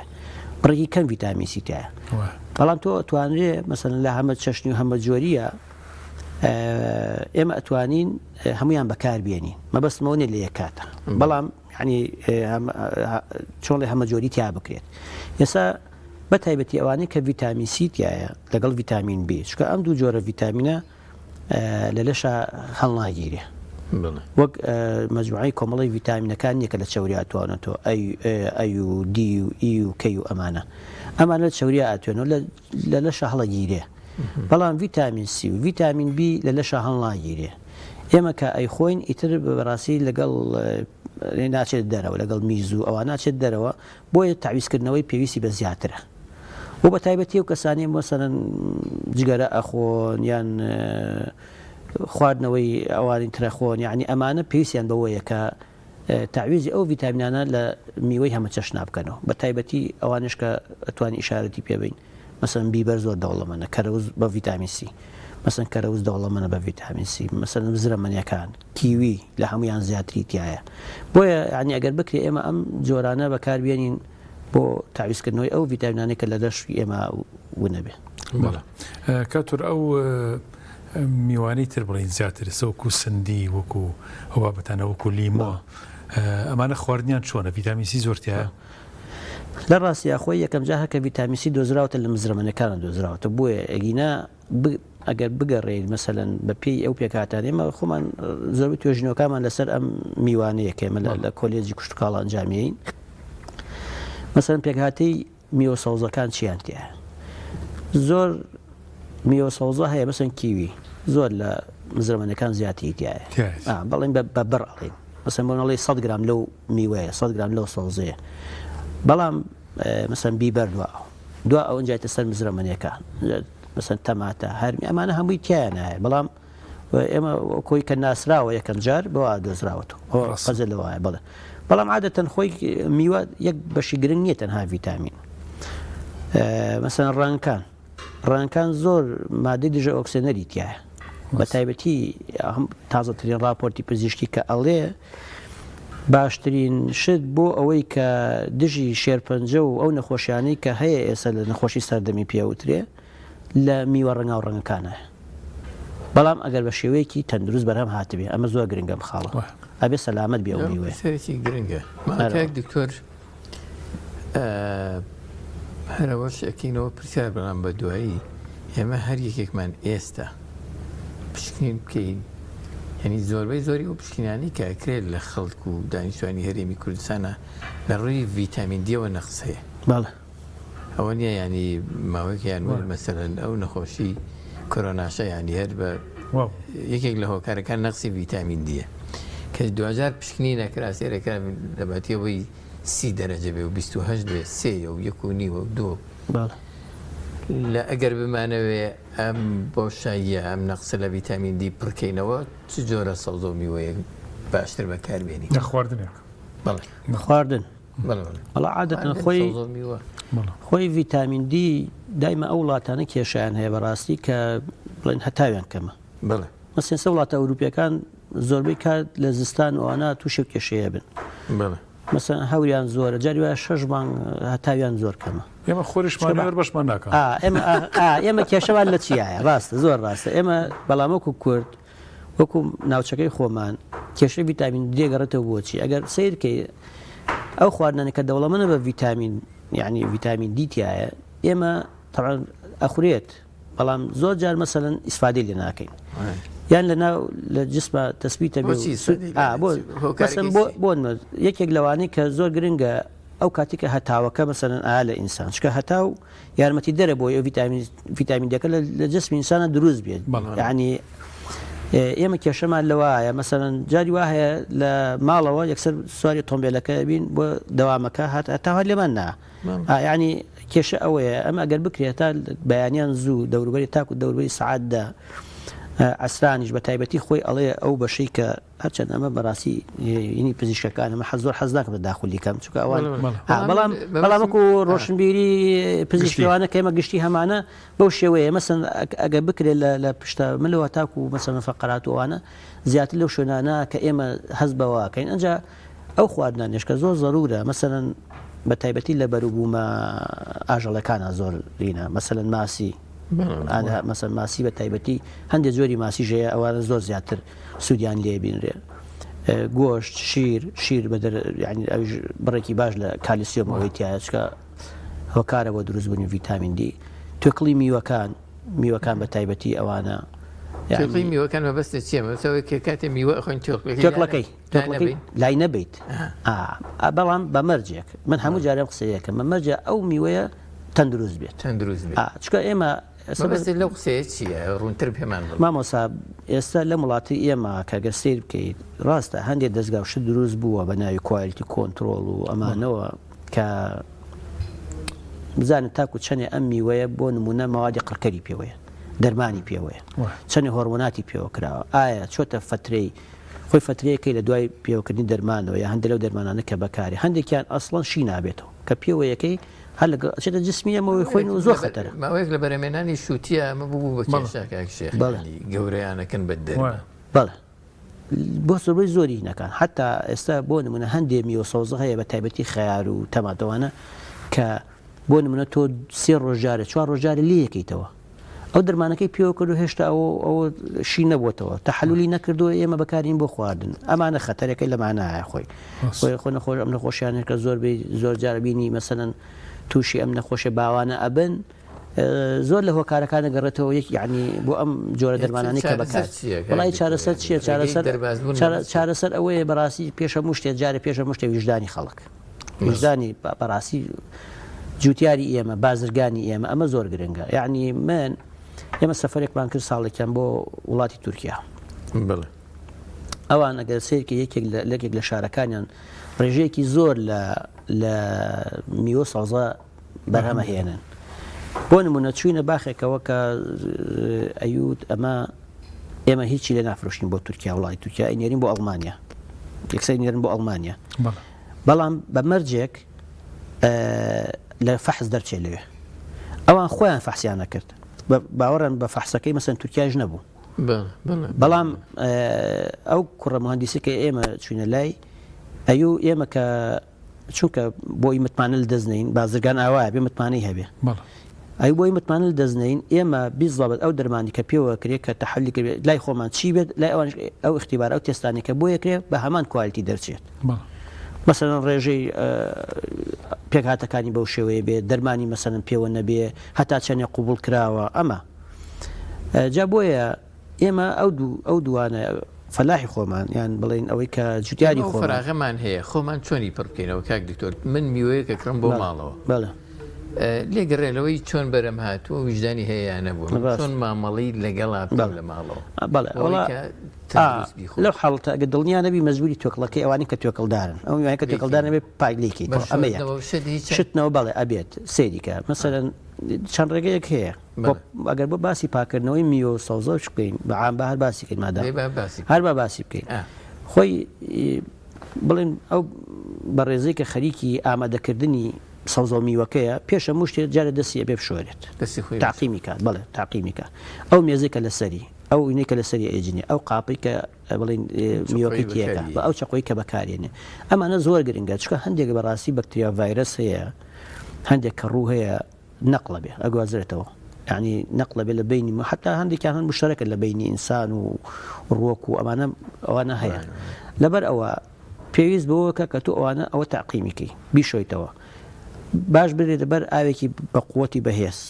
هەندێک لە ئەوانی کە توێکڵیان هەیە ئەوانی کە تەحملی شتنەوە ئەکەن مەسەڵەن تەماتە و خەیار و پرتەقاڵ و سێ و ئەوانی کە ئەمە ئەزانین ئەمە بە ڕێگەی یەکەم ڕێگەی دووەم ئەگەر بکرێ مەسەڵەن زۆر ڕێگەیەکی ئاسانە خوێ بەکاربێنی بۆ نمونە کەوچکێ خوێ کەوچکێکی چێش خوێ بۆ مەسەن لیترێک 2 لیتر ئاو یا مەسەلەن ئێستا لە بازاڕە هەندێک مەحالیل و حەبوشت هەیە بەکارێنن ئەمان ڕێگە پێدراوە مەسەن پەرمەنگەنا دەتوانی بەکاربێنی پەرمەنگەناتی پۆتاسیۆم پێ دەڵێ حەبێک مەسەلەن بۆ چەندێک تاوان ئەوەش بە گوێرەی هینە ڕێژەکانیان چەندێکە وەزنی حەبەکە چەندەوەوانە پێ دەڵێ ئەو کەسێک کە مەسەن لێکڕی ئەتوانی ئەگەر نەبوو مەسەلەن سرکە بەکاربین بەڵام بە مەرجێ کار نەکات سەر تام و هینەکەی ئەنجا لەگەڵ سرکەیەکی کە لەوانەیە کە ڕێگەیە کە بەڕاستی هەتا هەندێک لەو هینانە لا ئەبا مامۆستا ئەو دەرمان و مەوادە کیمیانە ئەتوانی ئەگەر بە پەڕۆیە بێ یان بە هەمان شێوە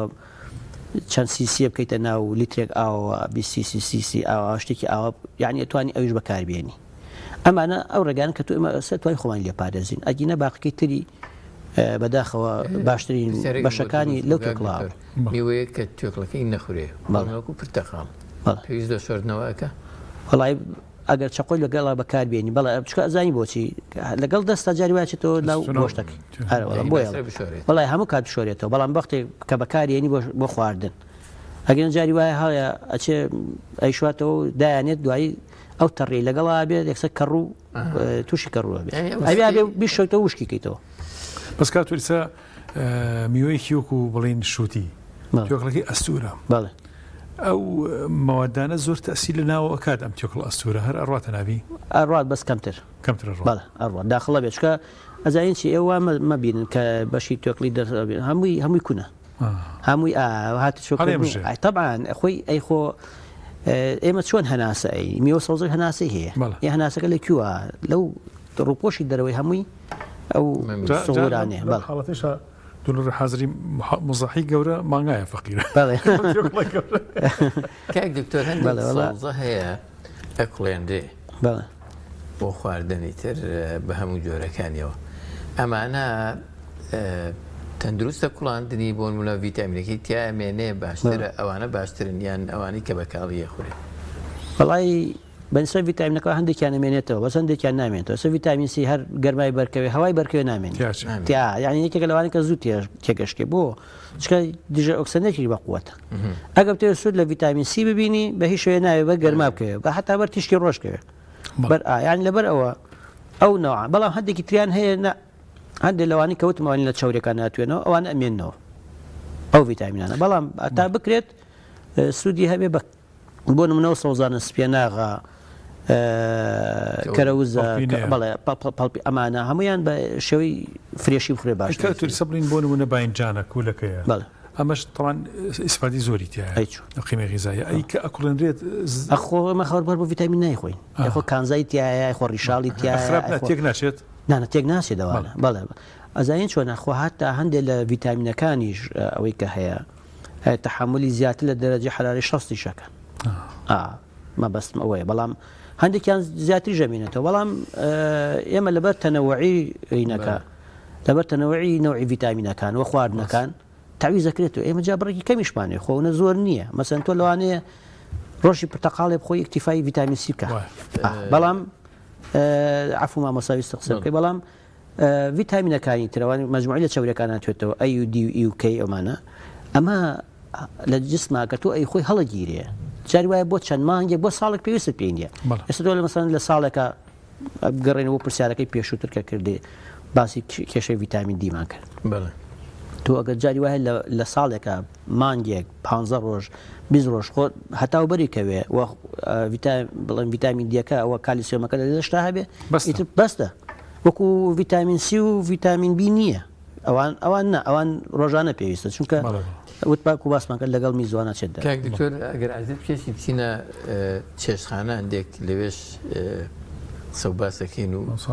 خۆم حەزرکەم بۆ ئەوەش باشە ئەگەر پێت باشە فەرموو کاک دکتۆر بۆ بابەتی هەڵگرتنی سەوزۆ میوەکان طریقەیەکی تەندروستمان هەیە باشمان هەیە بۆ ئەوەی کە ئێمە بتوانین ئەوەی کە ئەمێنێتەوە بەڵێنانە ئەم کاتێ باش خۆشبی سپاس دیمان نەریمەندیان کاکشێ خۆشبی سەلامەت دەست چۆن سەوزۆ میوەکان هەڵگرینەوەی کە زیادە لە ماڵە بەڵێ وڵا عادەتەن ئەو میوەسەوزانێت ئێمە کە جارێکە لە بازاڕی کڕین با باسی ئەوە بکەین کە یینەوە ماڵەوە هەمیشە ئەو بەقاڵی کە تۆ میوەکەت لێکڕیوە شتێک هەیە ئەو پەیڕەوی ناکە لە لای ئێمە وایە هەن زۆر جار چاک و خراپ بەیەکەوەیە گەورە بچووک بەیەکەوەیە پێگەی و پێنەگەی بەیەکەوەیە جاری وایە تایەتی لەبەرەوە پێش هەموو شتێ جاکردنەوە زۆر گرنگە جیان کەیتەوە لە یەک لە ڕووی قەبارەوە لە مامۆساگیان مەسەن بۆ نمونە من پێویستم بە تەماتەیە کە بۆ بیکەم بەزەڵاتە جیاوازە لەو تەماتی کە بەکارێنم بۆ شلە وایە مەسەن ئەو پەتاتی کە یعنی ئەوانی کە بۆ غەڕەزەکە مەبەستەکە لە چیایە هەتا ئەکرێت یەکەم جاکردنەوەی بۆ بکەی دوای ئەگەر بکرێت پاک بکرێتەوە گەر بە فڵشەیە بێ بە پەڕۆیە بێ مەسەن بۆ ئەگەر شتت ئەبێ کیلۆیەکەکرد پێویست هەمووی نییە پێویست ناکە هەمووی بشێتەوە بەس پاکی پاکی ئەبێ پاکرێتەوە بەد ئارەوەڵا ئەبێ پاکرێتەوە و ئەو وەختە خرێتە ناو کیسەوە ئەویش بەپی سەلاجەکە بەپی بە فرگرەکە کە هەیە دابشکراوە خۆی عادەتەن مەسەن هەر تەبەقەی بۆ نەوعێک لە خواردن بەکار سەوزە چی بەڵا سەوزەش بە هەمان شێوە ئەگە بکرێت پا بکرێت بەڵام تەڕ نەکرێت ئەگە تەڕێکرد لە حاڵاتێکی وا دووبارە بێ و شکرێتەوە چکە هیچ میوە سەوزەی بە وشتی تەڕی هەڵبگیرێ ئاوی پێوە بێ یەکسەر کەڕوو لێیە دەتوانانی چەند ڕۆژ لە ناو سەراجەیە هەڵی بگری بەڵاو پێڵەن شێڵۆ لایفی هەر میوەیە فەرقی هەیە سەوزەی فەرقی هەیە 2 ڕۆژەیە 3 ڕۆژەیە جاری وایە هەفتەیە هەیە زیاتری ژەمێنێتەوە بەڵام ئەگەر جاری وایە ئەگەر لە مەخازنی ینی بڵین ساردکەرەوە شتی وایە بێت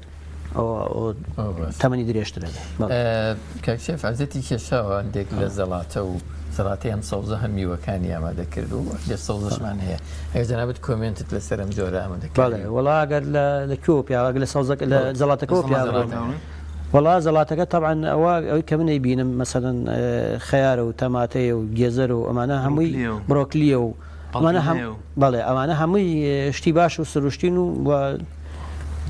دەوڵەمەند بە کانزەش و بە ڤیتامینەکانش بوونی ئەمە لەسەر سفرە زۆر گرنگە بەڵێ وەڵا تەواوکەری خواردنەکانە ئەمانە لە باتی ئێمە حەب بخۆین و ئەوەی کە فێڵێ ڤیتامیناتۆمانە ئەوانە بەکاربێنە زۆر سوودی زیاترەوە سروشتی تریشە بەڵێ لەبەرەوە ئەمانە هەمووی نەبینم هەمووی سروشتیە شلێکەوە هەر زۆر یعنی حتا بۆوانی کە شەکرەشیان هەیە توانن یعنی بەکاری بێن بۆ خواردن ئەگەر ئەڤۆگادوی تیان نیە مزرەمەنەکانیش بە هەمان شێوە لەبەرەوە ئەتوانرێک لە وتپەک و باسمان کرد لەگەڵ بەربانگ ئەمانە بخورێت لە دوای بەربانگ ئەوانە بخوریان هەن لەگەڵ تێکەڵ بکرێ بەڵام عادەتەن وا باشترە کە زەڵاتەکە ئەوان بە دواتر بێ دوای خواردنە باشترە و سوبەکە ئەوە تەڵەوە دوای قاچکەوە قاچک زۆر دەوڵام لە ڤیتامینەکە بەڕاستی بەڵێ قاچک یعنی ئەگەر بڵێم شوێنی زۆر لە بەروبوومە ئاژەڵەکانی ژەگرێتەوە یعنی ئەوە دەوڵەمەندە بە تایبەتی ڤیتامین بی و ئەمانەی زۆرتیایە ڤیتامین ئەیتیایە بیتیایە لەبەرەوە زۆر خواردنێکی بڵین باشە و سوودیشی زۆرە گۆشت و برنج و وەڵاهی برنج عادەتەن خۆی برنج کاربۆهیدرێتی تایە کاربۆهیدرێت دائیمە ئەزاین چۆنە ئەو خواردنانی کە بەڕاستی سەلامەتن ئەمانن مەسەن سەوزەکانن چەرەساتن میوەکانن پرۆتینن یعنی ئەمانە زیاتر سەلامەتن بەڵام چەوری و کاربۆهیدرێت ئەمانە تۆزی ئەبێ ئینسان خۆی لێ بپارێزێ یعنی خۆی پارێزێ بۆ ئەو کەسانی کە شێوازی ژیان زۆر میوە مامۆستا ئێستا کە خەڵکێک ڕۆژانە ماندووە بێ وزەیەکی زۆر سەرفەکە ئەمانە بۆ ئەمانە هیچ کێشەیەک نییە چونکە ئەمانە ئەو وزەی ئێمە بەڵێ ئەیاتەوە بەڵام ئێمە ئەگەر هەر وزە وەربگرین و دابنیشین لەبەر ئەوە ئەبێتە ئەوەی چاوری و یعنی بێتەوەی ئەوەی کە زۆر جار دروستبوونی هەندێک لە نەخۆشی کە ئێستا هەیە وەکو وریاییدانێک بە خێزانەکان ئەگەر فرێکمان هەبێ ئەمانەی لەسەر نەبێ کاگلیکتۆر سەوزە و میوەکان تەنها بێتی بێت لەمانە تەندروستە وەڵی تەندروست نییە چونکە پێ دەڵێم زۆر بەڵێ بەتەنیا ئەوە نابێت لەبەر ئەوە ئێمە باسم کرد ئێستا ئەوەی کە ئەو ڤیتامین سی و ئەو ڤیتامینانی کە لەوێ هەیە ئەو کانزانی کە لەوێ هەیە ئەو پێکاتانی کە لەوێ هەیە خۆ تەنها لە برنجان نییە خۆ تەنها لە گۆشتان نییە ینی بە هیچ شێوێت تۆ ڤیتامین سی لە ناو گۆشت و برنج وان لە شا دروست نابێ ئێستا مەسەن ڤیتامین دی ڕەنگە لە لەشا دروستە بێ بەڵام تۆ ڤیتامین سی بە هیچ شێوەیە لە میوە سۆزانە لە هیچ شتێکی ترا نییە لەبەرەوە ناتوانیت تعویزی بکەیتەوە بۆیە تۆ ڤیتامین سی چیەکە سیستەمی بەرگری بە قووەتەکە مەسەن بە تایبەتی بۆ نەخۆشی بۆ دیژە ئۆکسسیۆنەرێکی بەهێزە بۆ گەشەی من ینی هەندێک لە بەشەکانی وەکو پێست و ئەمانە جا بۆیە ینی بە هیچ شێوک ناتوانانی بڵێ من استیغنایەکەم وازی لێنم نایخۆم لەبەرەوە گەر نەیخۆیت هەندێک لە ئاعراض و شت دەرەکەوێت کە نقصانی شت لە شی ئینسان نابێت ئەوەش کە هەیە و من ئەو گوێزەژە بینەوە ڕاستی گوێز و چارەساتوانێ زۆر زەرورە ئەو ڕاستە ئەو جۆرە گیراوانە کاک دکتۆر لە هەندێک شوێن و ماڵان ئاوا بەتە مامەڵیان لەگەڵاکەن ئاوێکی داناوە بۆ من نعنایتیان ڕێحانێتیان لیمۆیتیان ئەم جۆرە مامەڵەیە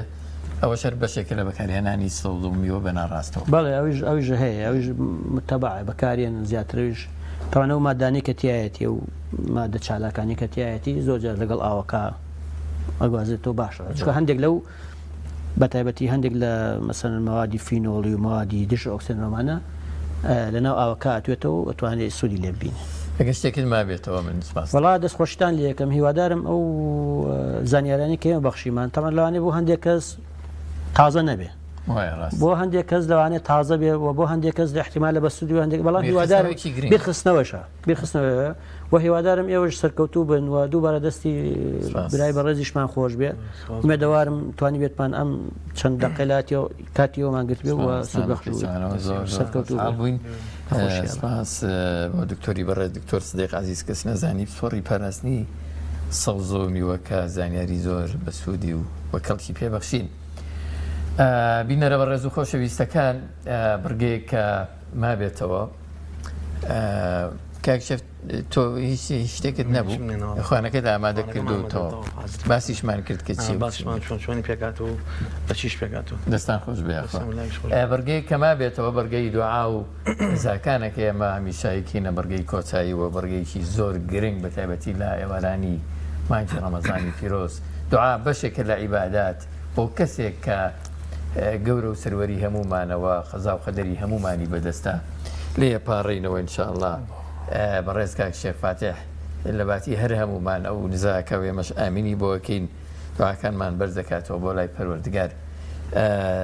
تا ئەو کاتێککە دەست پێەکە من سوپاسی دووبارە بۆ میوانە بەڕێزەکان و هاوکارانم ستافەکەی کاگە عادل و هاوڕێکانی زۆر سوپاسیانەکەین کە ماندوو بوون و بینەرە بەڕێز و خۆشەویستەکان کە تا ئێستا لەگەڵمانەمانەوە دەستیان خۆش بێ سوپاسیانەکەین کاک شێف نەریمانە زیێتیان کێشا میوانە بەڕێزەکان تا بەگەیشتنەوەیکی تر هەموو لایەکتان بەخوای گەورە و مەزنە سپێرین شاد و سەرکەوتوو بن خواتان لەگەڵ فەرمون کاک شێخ دەست خۆش ماوەساعباس دەست خۆشی بە جنابی دکتۆر زۆر سوپاسیەکەین انشاءالله سەرکەوتوو بن. بسم الله الرحمن الرحيم الحمد لله رب العالمين والصلاة والسلام على سيدنا محمد وعلى آله وصحبه أجمعين. يا ربنا لك الحمد كما ينبغي لجلال وجهك ولعظيم سلطانك. إلهنا ربنا ظلمنا أنفسنا وإن لم تغفر لنا وترحمنا لنكونن من الخاسرين. اللهم لا تجعلنا مع القوم الفاسقين واجعلنا من عبادك الصالحين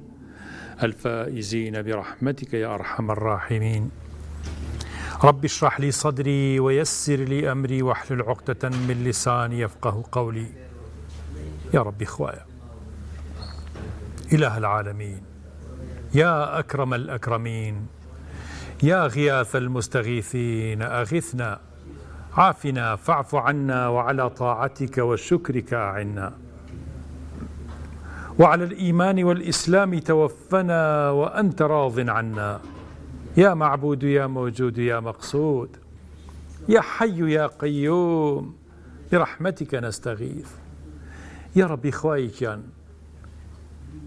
يا ملكوتاي روجي بستي رمضانا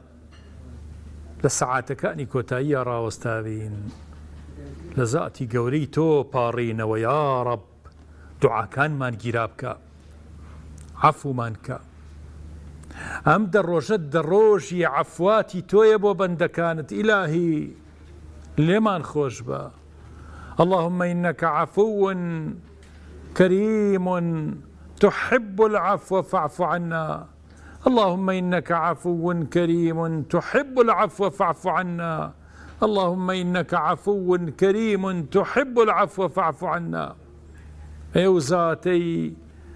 كعفو مهرباني ولخشبون كي تخلاتي دروشي كوتاي مانجي بيروسي رمضان بيبش نبين لعفو مغفرتي تو يا رب بش دار بين لم عفوات قوريتو إله العالمين لم سعات وهر همومان همو عزيز خوشويستان من همو جوغران وبينران من همو خوشويستو كسكار من يا رب بر أم عفوات قورو أم عفوات ملياريي تو بكبين يا رب لم صالة مباركة يا لم ساعات بيروزيا لم مانغا مباركيا لم ساعاتاني كدعاء جيرا بدعاء كان من جيرا بك وعفو منك لمن خوشبا. اللهم إنك عفو كريم تحب العفو فاعف عنا. عفو منك ولمن خوشبا شو مبارك كان قدر من بنصيب بك ساعات قوركي قبول بوني دعاء من بنصيب بك للروج جمعيا شو مبارك كي قدر من بنصيب بك لهرشوي لم شو مباركانا يا رب. إله العالمين دعاء كان من جرابك عفو منك ولمن خوشبا. إله العالمين هرچی خوشکو برايا هر دعاء وبارانوي كي هيلنا وكروكي دلياتي يا ربي يا ربي خويا دعاء كان جرابك شفاء بونا خوش كان بنيرا اوانينا خوشن إله العالمين شفاء بو بنيرا بتايبتي اوانينا سرجيقا كوتون إله العالمين شفاء عاجل وببليان بو بنيرا. يا ربي خوايا اواني خزمتي امن خوشانا اكن خوايا سرفرازي دنيا وقيامتيان كي يا ربي خوايا جان بهشتي برين بكي تمأوايان وفردوسي على بكي تجينشينيان يا رب العالمين. اوانيك خزمتي نخوشكن يا كريم يا الله يا رحمن يا رحيم صبري زياتريان بيا ببخشيت اجر باداشتيان زياتر بكي خويا ومالو مناليان محفوظ بكي يا ربي خوايا شفاي نخوشكانيش بدا. إله العالمين شفاء نخوش كان بدا أواني نخوشي دريش خيريان هي شفاء بو بنيرا. يا ربي خواي جانواني جياني هاوسلتيان دروس نكردو بكسي باشيان بقينا. يا ربي خواي جانواني منالينا صالحيان هي منالكانيان بو صالح بكا. يا ربي خواي كان أو خزاناني كشيتيا لبين جنوبيا وكان كشكانيان مهيلا مشكلة كانيان نميني هر خوت أتواني توافقوا أتواني هاوكاريو سوزو مهرباني خود بريجيبو أو كساني يا ربي كومكيان بكا. یا ڕەبی خوای ئەوانەی قەرزارن قەرزەکانیان بنەوە، ئەوانەی دوورە وڵاتن بە کەسی عەزیز و خۆشەویستی خۆیانیان بگەێنیتەوە، یا ڕەبی خوایەکیان خوشک و براکانمان لە دەرەوەی وڵات هەر دوعا و پاڕانەوەیکیان هەیە گیرای بکە وەریان بگرە، یا ڕەبی خوای ڕۆژۆکانیان لێ قبوڵ بکە، مناڵەکانیان ساڵح بکە، سفرەی مادی و معنەویان قەرەباڵغ بکە یا ڕەب، یا ڕەبی خوایە بەرماڵەکانمان پڕ لە قبوڵبوونی تۆ ببێ یا ڕەب، یا ڕەبی شایەتیمان بۆ بن لە ڕۆژی قیامەتە، یا ڕەبی خوایە شوێن سوژدەکانمان ئیلاه العالەمین نەبنە شکاتکەر و ببنە پاڵ پشت و شاهیدی ڕۆژی قیامەتمان یا ڕەب، یا ڕەبی دوعاکانمان گیرا بکە، عەفومان کە و لێمان خۆش بە، لە تەنهایی ڕۆژی قیامەتە فریامان کەوە یا ڕەب، لەسەر پردی سیرات کەوتوەکانی سەرپردی سیرات نەبین، ڕزگار بوانی سەرپردی سیرات بین، بەرشەفاعەتی حەزرەتی ڕەسوڵ الله بکەوین صلی الله علیه وسلم، بەرشەفاعەتی دۆستەکانی تۆ بکەوین، بەرشەفاعەتی قورئانی مبارەک بکەوین یا ڕەب، بەرشەفاعەتی سورەتە گەورەکانی قورئان بکەوین، بەرشەفاعەتی سورەتی فاتحە بکەوین یا ڕەب، بمان کە بەو کەسانەی کە بەرشەفاعەتی زۆرێ لە عەبدە ساڵحەکانی تۆکەون و فریایانەکەوی ئیلاه العالەمین، یا ڕەبی بەرعەفواتی خۆت بکەوین، زاتی گەورەت بەرعەفواتی تۆ بکەوین لە مەیدانی حەشرا، یا ڕەبی ڕیسوا و داماوی مەیدانی حەشر نەبین، ئەژنۆشکاوی مەیدانی حەشر نەبین، داماوەکانی مەیدانی حەشر نەبین یا ڕەب، یا ڕەبی خوایگیان کردەوەکانمان هەمووی باشە بێت و گوناهەکانە سڕی بێتەوە و سەتری گوناهەکانە کردبین، ئیلاه العالەمین حەقی هیچ کەسێکمان لا نەبێ کاتی ئەگەڕێینەوە بۆ لای تۆ یا ڕەب یا ڕەب یا ڕەب العالەمین، عەفومان کە لێمان خۆش بە، هیدایەتمان بە، زیاتر هیدایەتمان بە لەم ڕۆژ و شەوە مبارەکانەیە یا ڕەب، باشترین عەمەلێک ئەنجام بدەین کە تۆ پێی ڕازیت، یا ڕەبی باشترین دوعا و مناجاتێک بکەین کە یا ڕەب العالەمین لای تۆ خۆشەویستە و ئێمە خۆشەویست ببین لای تۆ یا ڕەب، یا ڕەبی ببینە خۆشەویستی زاتی گەورەی تۆ و فریشتەکان و پێغەمبەران و حەزرەتی محەممەد الموستەفا و دۆستەکانی خۆت یا ڕەب، یا ڕەبی خوای ژیان ئەم دنیاە بەجێ نەیەڵین تا بە ئیمانێکی کامڵەوە ئەگەڕێنەوە بۆ لای تۆ ئیلاه العالەمین، ئیمانی کامڵمان پێ ببەخشە، ڕۆژۆکانمان لێ قبوڵ بکە، دوعا و نیزاکانمان وەربگرە یا ڕەب، لە مردووەکانمان خۆش بە، لە دایک و باوکەکانمان خۆش بە، مناڵەکانمان تەمەندرێژ و ساڵح و دیندار و یا ڕەبی خۆشەویستی خۆت بکە یا ڕەب، لەگەڵ سەرجەمی مسلمانان و مناڵی مسلمانان و ئیمانداران یا کەریم و یا الله یا حەی یا قەیوم، عەفومان کە و لێمان خۆش بە، مەحفوظمان کە لە شەڕی فیتنە و لە شەڕی شەیطان و لە شەڕی نەفس و هەوا و ئارەزوەکان بمان پارێزە، یا ڕەبی خوایگیان لە فەزایەکی ئاوا خراپە ئیلاه العالەمین، لە دنیایەکی ئاوا خراپە یا ڕەب العالەمین بمان کە بۆ عەبدە ساڵحانەی کە هەڵێ بژاردن هەڵبژاردەی لای تۆ بین یا کەریم و یا الله، عەفومان کە و لێمان خۆش بە. اللهم آمين آمين آمين يا مجيب السائلين ويا أرحم الراحمين ويا أكرم الأكرمين ويا غياث المستغيثين، اللهم آمين. سبحان ربك رب العزة عما يصفون وسلام على المرسلين والحمد لله رب العالمين، والسلام عليكم ورحمة الله وبركاته. خواتنا الأعزاء.